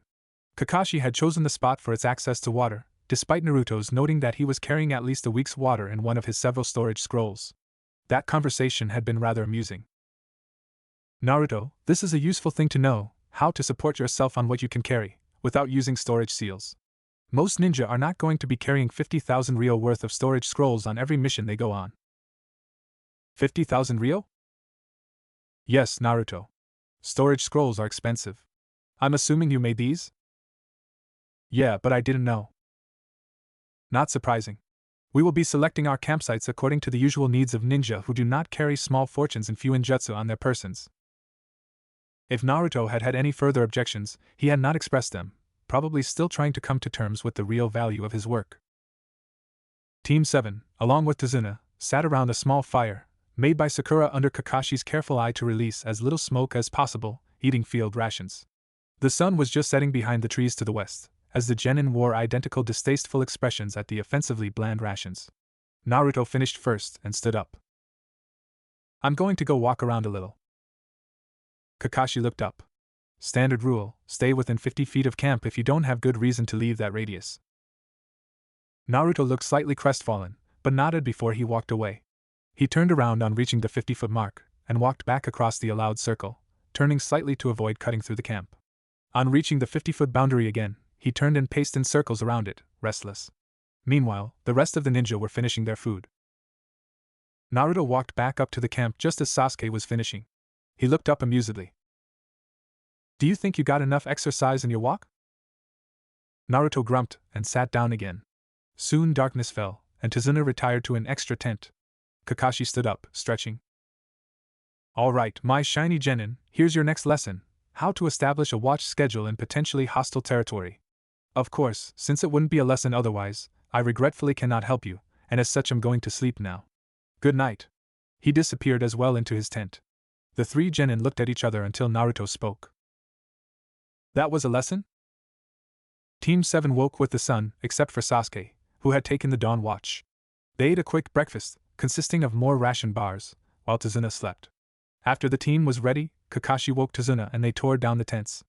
Kakashi admonished them to leave no trace of their presence behind, lest enemies determine their location. In pursuit of same, the genin combed the campsite for almost half an hour, policing the tiniest signs of their camp. Kakashi, of course, did nothing throughout. They began walking again with Kakashi cheerful and the genin more and more annoyed. Kakashi-sensei, is you having a team an opportunity for you to teach us or for you to get us to do all your work? Naruto grumbled as they left the campsite behind. Kakashi made the expression they had learned to recognize was a grin under the mask. But Naruto, if I did it all for you, you wouldn't learn anything. I'm just trying to make you the best shinobi you can be. Naruto and Sasuke both rolled their eyes at this, and Sakura made an annoyed snort. The travelers were walking along a wide dirt track between occasional, sparse clumps of trees, first Naruto and Sasuke, then Tazuna and Sakura, and finally Kakashi in the rear. They walked mostly in silence, the shinobi watching the surroundings, Tazuna simply walking. The genin in the lead passed the puddle without notice or comment. Sakura, who was watching Tazuna, did so as well. Kakashi, playing rearguard, raised one eyebrow as he passed, then simply continued walking. Naruto first became aware of the enemies at a loud splashing noise and a sound almost like the chains that controlled the large gates at Konoha on their pulleys. He spun quickly around, Sasuke following suit, to see 2 apparitions in gas masks and wearing out armored claws on their wrists. As he watched, a chain of odd links connected their clawed gauntlets, and it flew through the air to wrap several times around Kakashi. With a mutual yank, the 2 odd ninjas tightened the chain, and it ripped through Kakashi's body. Dismembered pieces fell to the ground. First one, said one of the 2 ninjas flatly. They charged, straight past Sakura and Tazuna towards Naruto and Sasuke. The chain leapt into the air again, seeming to have a life of its own, seeking to wrap around the 2 genin at the same time. Naruto and Sasuke jumped in opposite directions. While still in the air, Sasuke threw a kunai at the chain, hitting it precisely and binding it to the tree trunk behind. Not for the first time, Naruto envied Sasuke's ability with the throwing weapons. Not so confident in himself, he landed before pulling 2 explosive kunai from the pouch behind him. The armored ninjas, who Naruto noticed, were wearing headbands, though he could not identify the symbol at the moment, had just turned and noticed the binding of their chain when the kunai landed at their feet, tags wrapped around the handles and glowing ominously. They both ran, but the necessity of moving quickly prevented them from disengaging the chain from their gauntlets. Both enemies were still bound to the tree by their chain when the tags exploded. As the dust cleared, Sasuke charged through the cloud and attacked one of the two, jumping up to slam into him in a flying kick that left the ninja on his back, Sasuke standing on his shoulders. The genin landed a hard blow on the ninja's face above the mask, but was then forced to jump away and disengage to avoid the counterstroke of the armored claw. The other attacker had disengaged from his chain while Naruto watched Sasuke. He stood up from where he had fallen in his rush to escape the exploding tag, and turned slowly to look at Naruto with a menacing expression. The attempt at intimidation failed. Naruto formed a cross-hand seal and muttered under his breath, and 10 more of him popped into existence on either side. The clones charged, Naruto among them. The enemy's eyes widened, and he raised his clawed gauntlet in gesture of defiance, then fell over suddenly, unconscious. Naruto stopped, confused, then saw something he had not expected: Kakashi, standing behind the fallen enemy, having slammed the ring of a kunai into his temple. The Jonin nodded at Naruto before moving towards Sasuke and the other enemy. Naruto stared at the place where Kakashi had apparently fallen to the spike chain, and saw only a sliced-up log. He smacked himself in the forehead in realization and ran towards the others as well. The other enemy was down, by this point, and Kakashi stood next to Sasuke behind him. Kakashi smiled at Naruto as he ran up. "Ah, good timing, Naruto. Would you happen to have any rope or wire in those scrolls of yours?" Naruto gaped for a moment before he regained his mental balance. Yeah, 1 second. He pulled a scroll from one of his side holsters, glanced at its label, then put it back and grabbed another. This one, he opened to a certain seal, then triggered with one hand. 2 coils of ninja wire appeared atop the scroll. He handed one to Kakashi, and sealed the other one back away. As Naruto stowed his scroll, Kakashi dragged both unconscious ninja to the foot of the tree where their chain was pinned, then tied them up tightly with the wire. Naruto looked up as he finished, to see Kakashi pull a book from the pouch behind him. Unusually enough, this book was not, in fact, bright orange. He opened it up and scanned through it, as if looking for something. Naruto took the time to look more closely at the 2 enemies. Their forehead protectors bore hidden mist insignia, but he could not deduce much else from their gear. Kakashi finished with the book and put it back in his belt pouch, which was apparently bigger on the inside. He glanced down at the 2, who were just starting to wake. Kakashi sped the process up by kneeling in front of them and slapping them both vigorously across the face. When both were marginally lucid, he stood up. "The demon brothers, I see. Missing Nin of Kirigakure. What brings you here attacking random travelers?" A voice sounded in Naruto's head, still impressive and intimidating, but this time annoyed and insulted rather than amused. "Demon? They're no demons. What business have they with the name?" Naruto flinched slightly, but attempted to maintain his concentration on Kakashi. Sasuke seemed to be thinking along similar lines. "Demon brothers? The image I associate with demon is hardly a couple of pathetic assassins with a gimmicky weapon." Kakashi spoke dryly. "Nonetheless, that's their apparent alias.